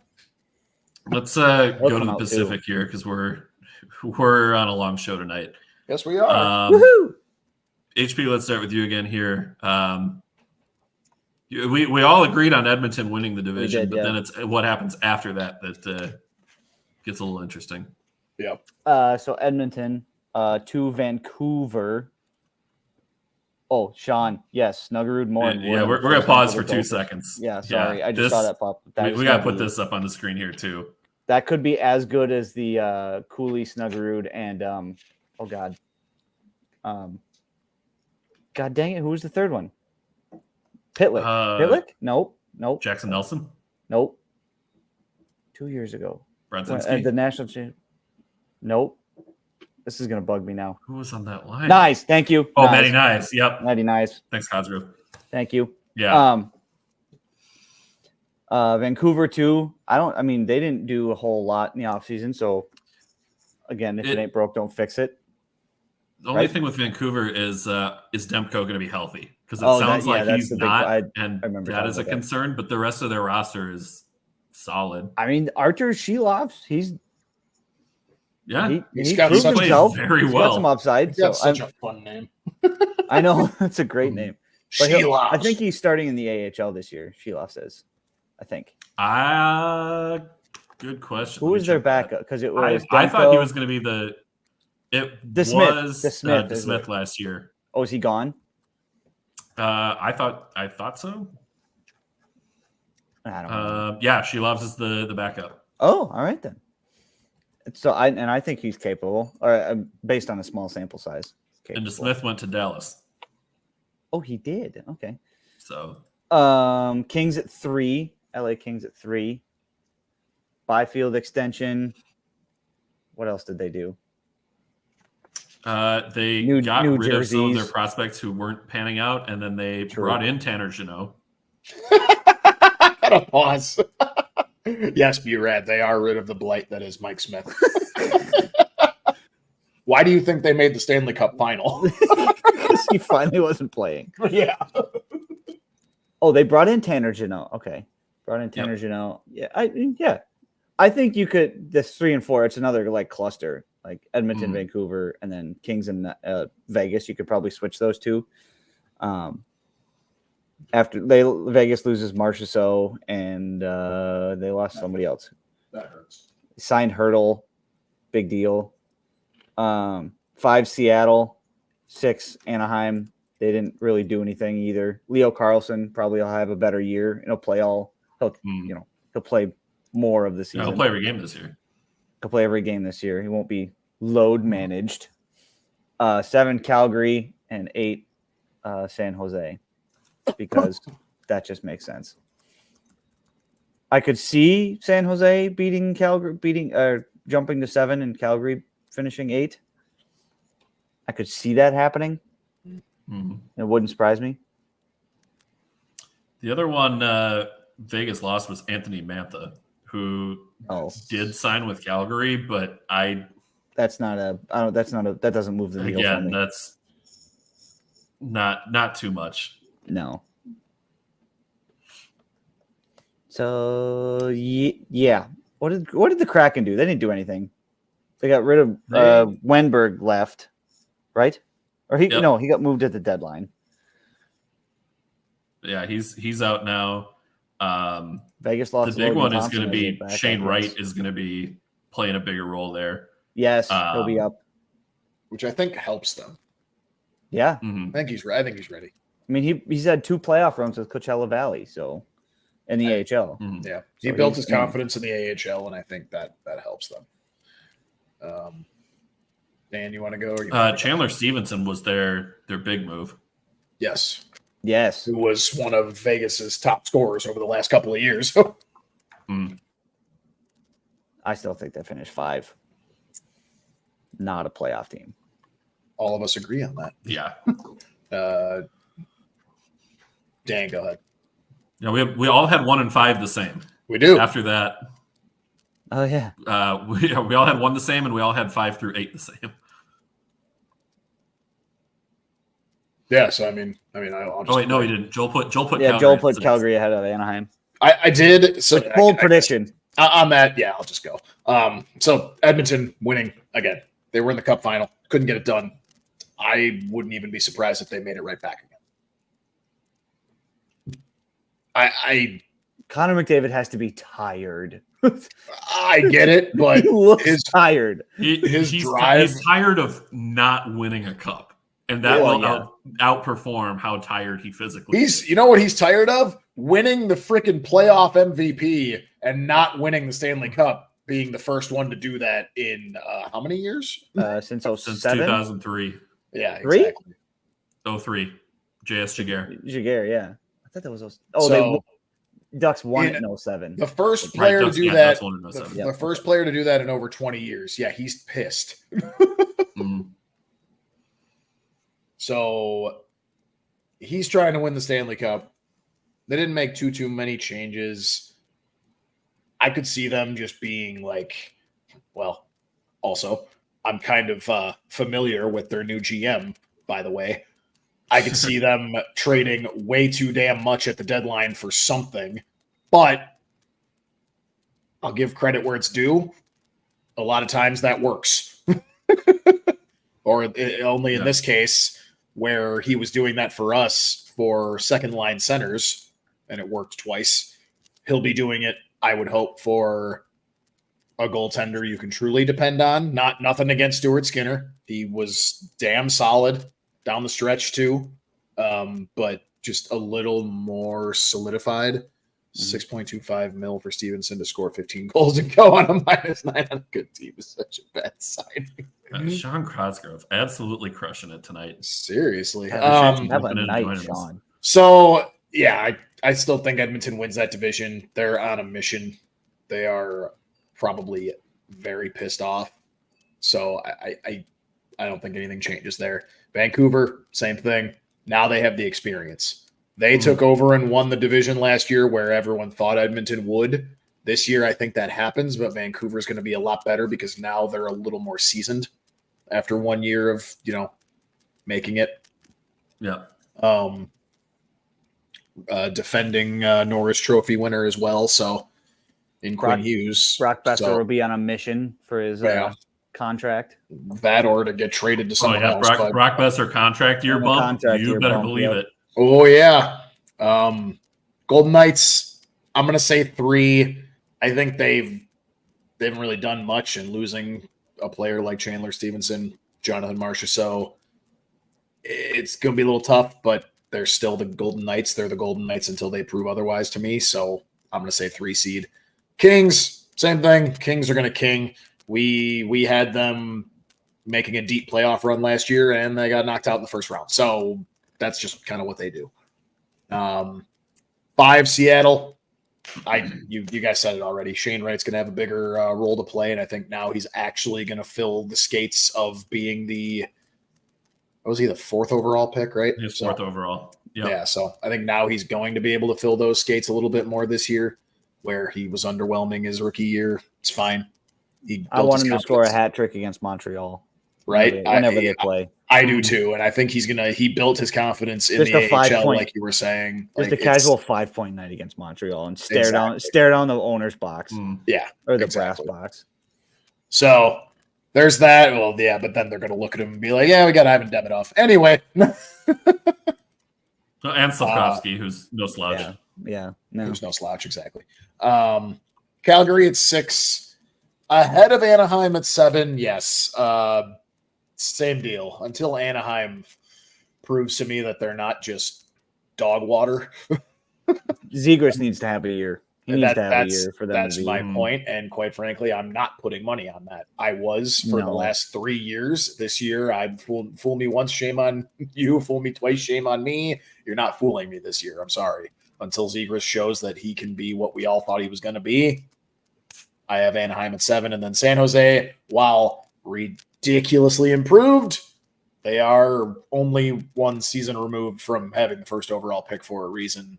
They're still going to finish last. Not going to be basement of the entire league again, but probably still looking. They're still looking top 5 pick. Yeah, they're looking Exactly. at a top They're 5 still pick. looking at a top 5 pick. Exactly. Dan, take it away. Yep. I'm still drinking the purple Kool-Aid on the LA Kings, and it just might kill me. But By the way, them changing their logo also is bullshit. Anyway, go ahead. It's a you don't vast like it? improvement.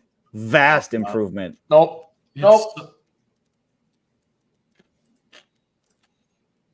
Who was I looking Their for? old logo was so, or their logo they had was so dumb. That No, it crest wasn't. No, it wasn't. stupid. No, it wasn't. It was cool. It was getting with the times. We don't need to go back.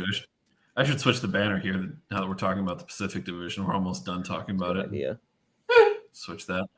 But yeah, I have been so high on Quentin Byfield for how long now? He's very good. No, he's gonna very have good. he's gonna have a good year. He's gonna have a monster year. I was very Brant much hoping Clark. you would take him. Oh yeah. Brant Clark getting consistent top 4 minutes is going to be big. To me, we're looking at kind of the same issue with the Kings that we were worried about last year, which was the goaltending. This year, it'll be Darcy Kemper and David Rittich. Yikes. Big fucking yikes. I mean, take from that what you will. That's the one thing that concerns me about the Kings again. Darcy Kemper can win a Stanley Cup behind one of the most elite defenses we've ever seen in Colorado. Behind one of the most elite teams we've ever seen. 3 years ago. Right. Yeah. Boys, we've been going on a long show here tonight. We can do trivia if we want. I have one put together. Fuck it. If you guys want to do it? Let's do it. All right. We're at an hour 40. one Who round cares? up. Whoever's still with Make us, it an even we 2 love hours. you. We love you so much. We do love you. Joey's joined the chat. Do we all? Joey see that? has joined the chat from Disney. Sorry, He's missed back most at of this. when are you, Joey? When are you not at Disney? All I Adam, see you are said pictures in of the you at Canada Disney. Pavilion for the night for the boys. Travel agent trip with the family. Absolutely, Joey. I will be in Epcot in a month and a half. I will be drinking around the world. I will be having a beer in Canada for you. In Canada. All right, boys. Trivia time. And we got a good one. Your trivia tonight, we are going to go through the alphabet. And I'm going to ask you guys to give me the highest point total player for each letter of the alphabet. This will be by first name. So, What?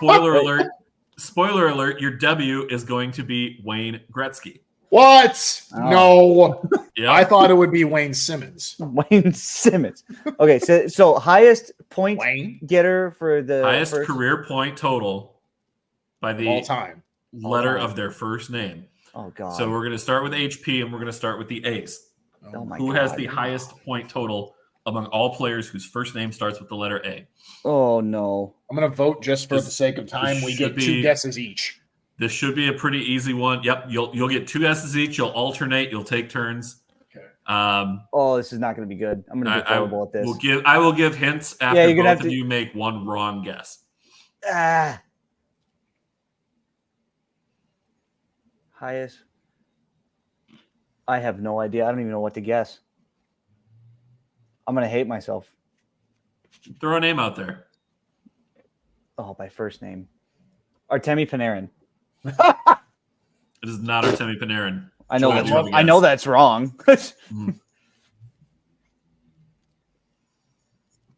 Joel, you're up. Your guess. Oh, I thought we were alternating letters. I thought it was just if he gets No, it wrong. well, you're going to alternate letters too, but you're also going to alternate guesses here. Oh my God. This is already seeming to be way more difficult than I thought it was going to be. Yeah. Yeah. Alex Ovechkin. Correct. Oh, It is I'm Alex such Ovechkin. an idiot. Point to Joel. Joel, starting with the B's. Oh, Brett Hull. Not Brett Hull. Damn it, that's what I would have guessed. Damn it.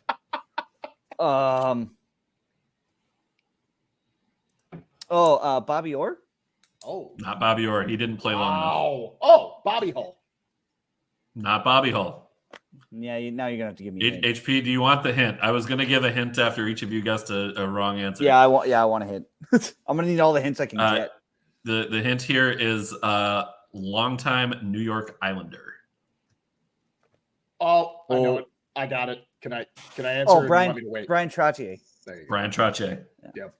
Point to The HP. minute you said the Islanders, I'm like, Yeah. okay. C. I was gonna say Brian Leach because I thought I heard Rangers.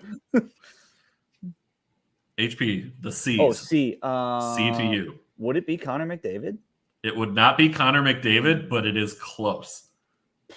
McDavid will be taking this one over pretty soon. From a C name.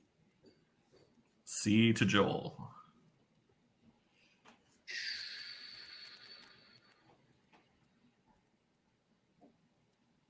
Ooh, wow. I'm drawing a blank on this. Connor McDavid was my guess there, but Yes, Sean, by the way. Top scorer is Yeah. the first name. Top scores with the first name of the given letter. yeah. You had it correct. Well, Feel free to send in your own guesses.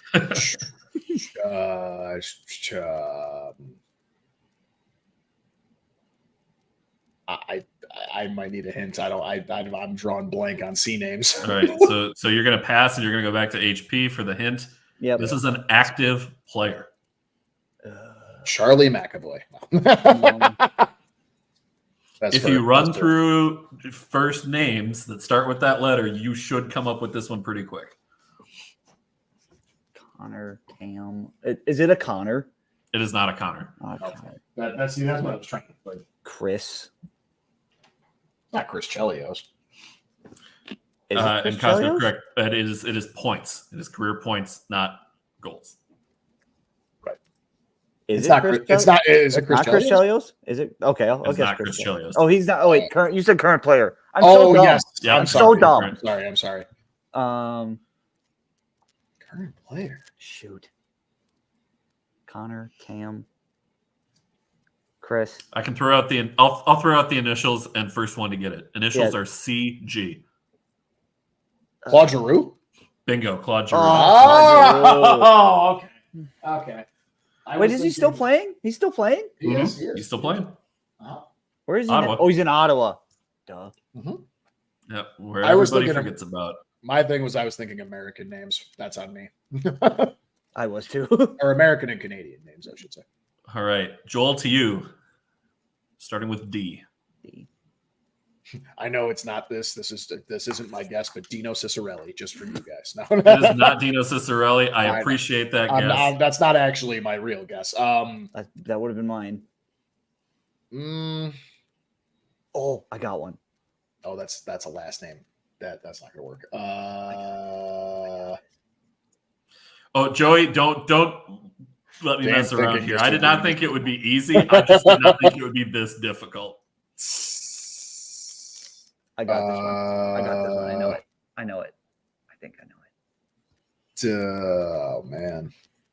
Well, HP, it's your guess because Joel. No, I said that. I said that. No, I said that. Oh, I said Yeah, that didn't okay. count. That wasn't Okay, my actual I'll- guess. okay. That was just leaving me it with being- Joel. That was me having fun with you. Leaving it with Joel.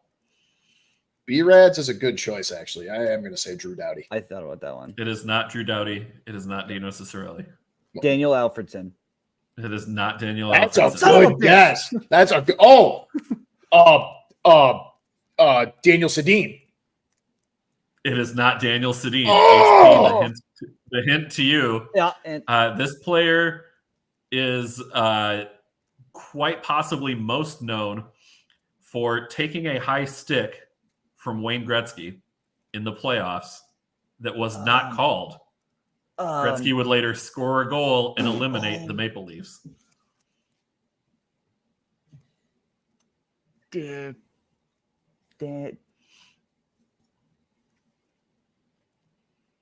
I have absolutely no idea. David. It's not a David. Daniel. Dominic. I have no idea. He briefly played for Chicago, Joel. Briefly. What year? What year was that? That was 1999 and 2000. No, when they took the high stick from Gretzky. Oh, that was 90s. 90s. Briefly played for Gretzky was with the Kings at that point. I have no idea. No, Sean, I guess Dino was a joke, but I knew it wasn't Dino. I'm going to call clock on this one. It was Okay. Doug Gilmour. Oh my God! Come on. All right. Starting with the E's to Be HP. smarter. This one's hard. That's to HP, right? Yeah. Yep. Eric Lindros? Eric Lindros? No, he didn't play long enough. Remember when Bedard was going to pull a Lindros? Pepperidge Farm remembers. We I should have said been that as so a lucky. joke. I know you did. There were people I that knew that wasn't legitimately happening. believed it, though. Is it Eric Lindros? It's not Eric Lindros. It is not Eric No, he- Lindros. he's- All right, wasn't, I'll use that as my official guess because I have no idea. All right. Is it an Eric? Oh, It is yeah. not, it is not an Eric. Oh, okay. I was going to say. I know Eric it's not Stahl. Eric. Yeah, Stahl. I guess I was it's gonna guess say it's to Eric Joel.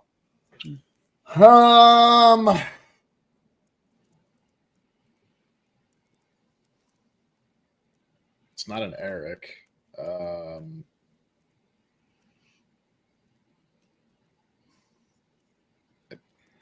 Is it an Elias? It is not an Elias. Okay. It's not Eric Stahl. Be red. So yeah. Yeah, no, not Eric Stahl. I'm going to speed this up and start Yep. throwing more hints out there. Yeah, you should because start I going. read them off. Start giving us more hints. Yeah. Active player who has played his entire career with one team.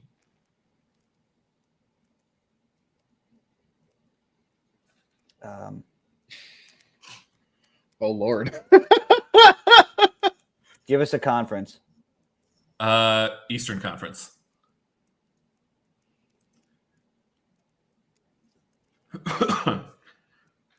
Surprisingly, his even more prolific teammate is not on this list. Evgeny Malkin. Evgeny Malkin. There it is. Oh One my HP. God.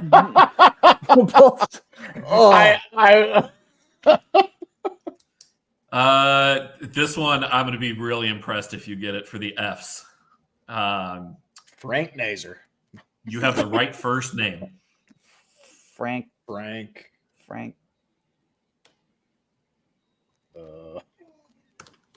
What decade? This is old time hockey, boys. Oh boy. Oh man, how old? Talking Frank Smith, because no one had Yeah, any. Frank Smith. We're talking started his career in 1956, retired in 1970. Oh, just give it to us. No, I'm not getting that. No. Frank Mahovlich. No, not a chance. Nope. I thought maybe Joel playing Chell would get that one. HP the G's to you.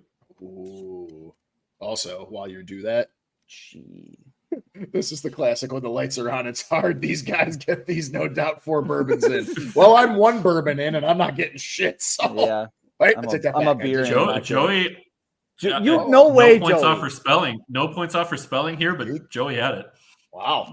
Joey's a big old time. G's should be really easy. Cosgrove is Oh. begging you to get this one. Oh no.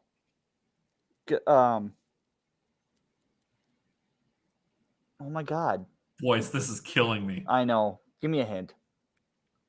Mr. Hockey. Yeah, Gordie Howe. Gordie. Oh my God. Gordie Howe. Gordie Howe, point to I Joel. was like, it wasn't my turn. Yeah. H. Give that one to Joel. Suck my Mr. Cocky, bud. H, played with one team his entire career. Henrik Sedin. Henrik Zetterberg. Yes. Or Sedin. Oh, HB wow. had it. Henrik Sedin. I was gonna say Sedin. Zetterberg would have been a good guess too. I went against this Hey. Sedin's. Eyes. Your hint here is once signed a 17-year contract. Ilya Kovalchuk. HP got it. That's a good one. Are we just doing first one to answer now?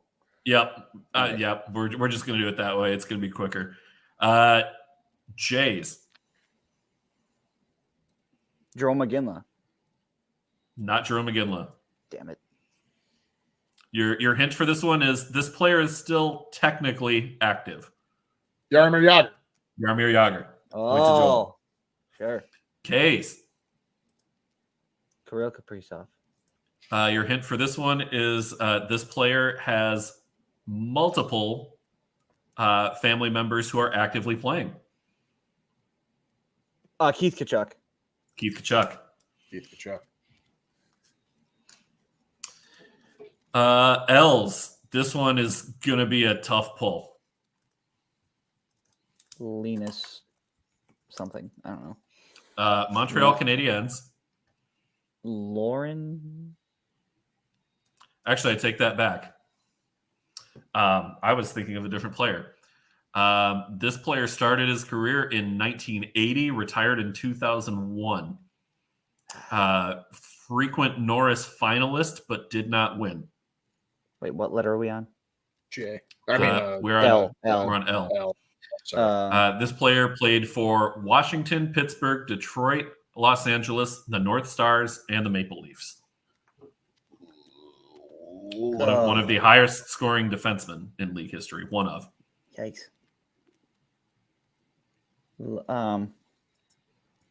Luke Hughes. No.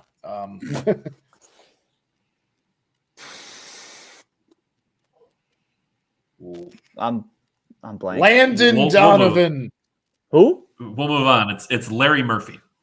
Oh. I recognize okay. that name. M's. Mario Lemieux. Mike Not Madonna. Mario Lemieux. What? Mike Madonna. Not Mike Madonna. Fucking what?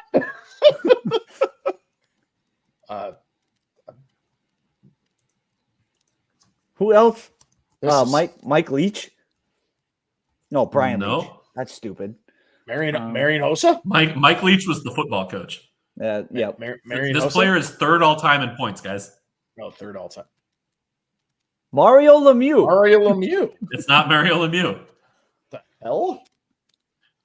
This player is currently a hockey commentator on the ESPN broadcasts. Mark Messier. Oh, Mark Messier. Mark Messier. Okay. Holy smokes. He's third all time in points. What's Lemieux? 2? You're not getting the N's. The N is Norm Ullman. I would have gotten that. You would not have gotten that. Come Not a on. chance. Played in the 60s. O's. I think this is a tough one. Oscar Tough one. Clefbaum. O's is Owen Nolan. Oh, I would okay. have gotten that. P. Patrick Kane. Patrick Kane. It's not Patrick Kane. Patrick Eliash. Oh, Not Patrick Eliash. No. is it a Patrick? No. Is it a Patrick? No. This player also had a brother who was a successful NHL goalie.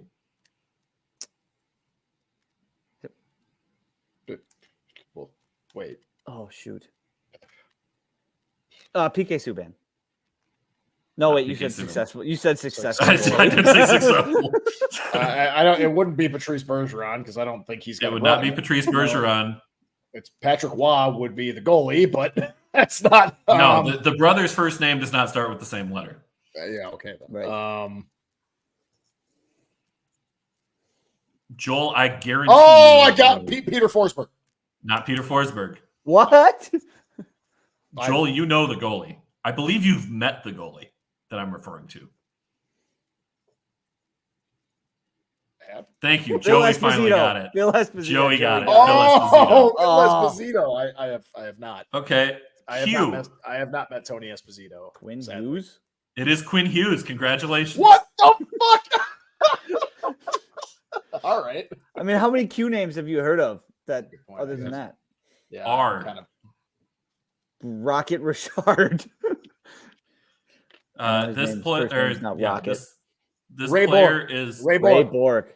It is not Ray Bork. This player is an active NHL general manager. Oh no. Right.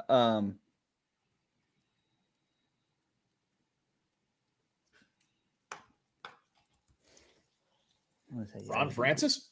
Ron Francis. Point to Joel. I was going through all the teams. S. Steve Yzerman. Steve Yzerman. Dang it. That's Joel. good. That's what I thought of. I was waiting for S. I was like, it's going to be Steve Yzerman for S. Yep. Like that. There's no way it wasn't. Score right now is 7-6, favoring HP. What? T. Theodore Roosevelt. Teuvo Teravainen. I wish. That'll happen this year. If Teravainen catches this player this year, Hawks are winning the cup, 82-0. I'm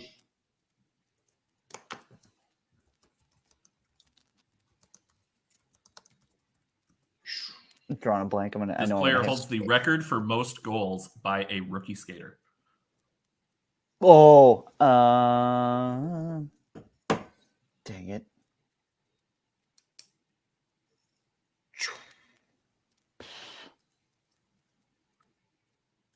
The Blackhawks fan in me wants to say Troy Murray. It's not, but You're gonna have to give another hint or just give it to me. Winnipeg Jets. Oh, Timo Solani. Timo Solani. Nemo Solani. Fuck, right. Okay. Point to Theo HP. Fleury. Good guess, Joey. Theo Fleury. I needed that point. Well, all right. Timo Solani. You're not going to get you, Ulf Dahlen. I would have gotten that. I'm shocked there even was a person with you. V. I'm going to be really surprised if you got this one. Victor Hedman. Stahlberg. Victor Hedman. You're not in the Vincent right ballpark. Trocheck. You have the right first name now. Vincent. Oh, LeCavalier. Not Vinny LeCavalier. What? Vincent Bell. No. Vincent Damphouse is the player. Okay. W. Wayne Gretzky. Wayne Gretzky. Wayne Gretzky. I'm not going to give HP Yeah, a you point can't. for No, that one. don't give me a point for that because you told us that one at the beginning. Joel, I'm going to give you first crack at this one. You are down by 2 with 3 letters to go. X. Spoiler alert, there are 2 players in the history of the NHL who have had X as the first letter of their first name. Arbor Jackie's last name starts with an X. He will be the one who takes over last name. Is his name Xavier? It is Xavier. Ooh. That is the correct first name. Give him half a point for that. I should get half a point for that. Rhodes? Road's closed. No. Xavier. I have no idea. Defenseman. Worthy? That's the wide receiver. Smith. Xavier Can we Smith. get to the right sport here, guys? There's more Xaviers in football. 2 weeks away, man. Can you blame us? This player most recently played Johnson. in the NHL. Xavier Johnson. Most recently played in the NHL in the 2021 season with the Montreal Canadiens. AHL in 2022, 23, and 24, and is currently playing in the KHL. Xavier Francois. It is a French-sounding name, but it is not. Dubois. Xavier Dubois. Xavier Baguette. He's from France, guys. Xavier Aulette. Xavier Aulette. There you go. Joel pulled it. Oh, let's go. Xavier Aulette. I actually know that name too. I would have never. I actually know that name too. Yeah, because he's a defenseman for the Red Wings for a while, and then Montreal after that. Why?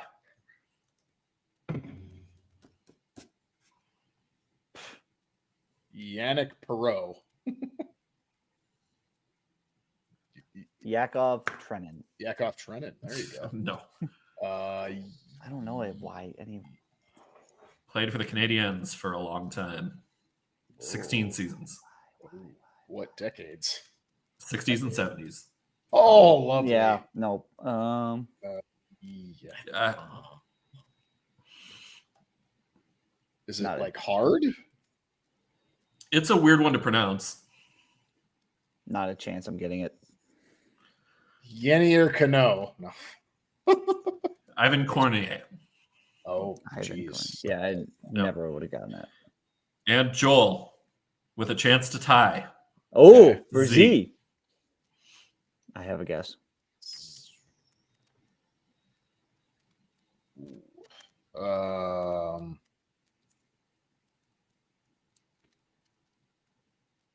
Zach Hyman. Not Zach Hyman. Zach Parise. It is Zach Parise. HP walks it off with the win.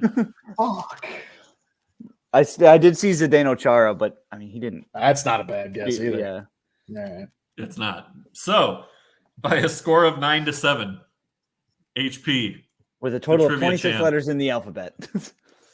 We're going to put together a new scoreboard for that. HP is 1-0 at trivia Let's go. during our season 4.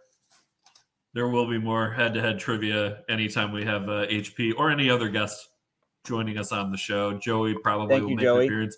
I'm going to guess Joey is going to kick your butts in trivia. Yeah, I mean, Joey's big. The answers he was throwing. Joey knows old time hockey like the back of his hand. And Joey heard that this was our category tonight, and he went, "Dang, why couldn't I be playing?" Yep. Yeah, Frank Mihalik was I would have never gotten that. He's not talked about enough as one of the great hockey players of all time. That was a good one. Yeah, that was easily the hardest trivia we've done so far. Yep. That's tough, dude. That's tough. But it was a good one. So yeah, that is it for tonight's show. Thank you to everybody who joined us. Our next show is going to be Tuesday, September 3rd. This is new. I didn't get to tell you that we were doing this. So, little music to close out the show. Next show is going to be Tuesday, September 3rd, 8 p.m. Eastern, 7 Central. That's going to be our Eastern Conference preview show. So we hope you'll join us back here for that one. Joel, HP, any parting thoughts you want to give to the people here? It's late. Let's get out of here. Yeah. Go. Thanks for staying for 2 hours. Welcome to season 4 of Pod Snipe Celly. Thanks for joining us, everybody. For HP and Joel, I'm Dan. Enjoy the rest of your night. Move to the groove, baby.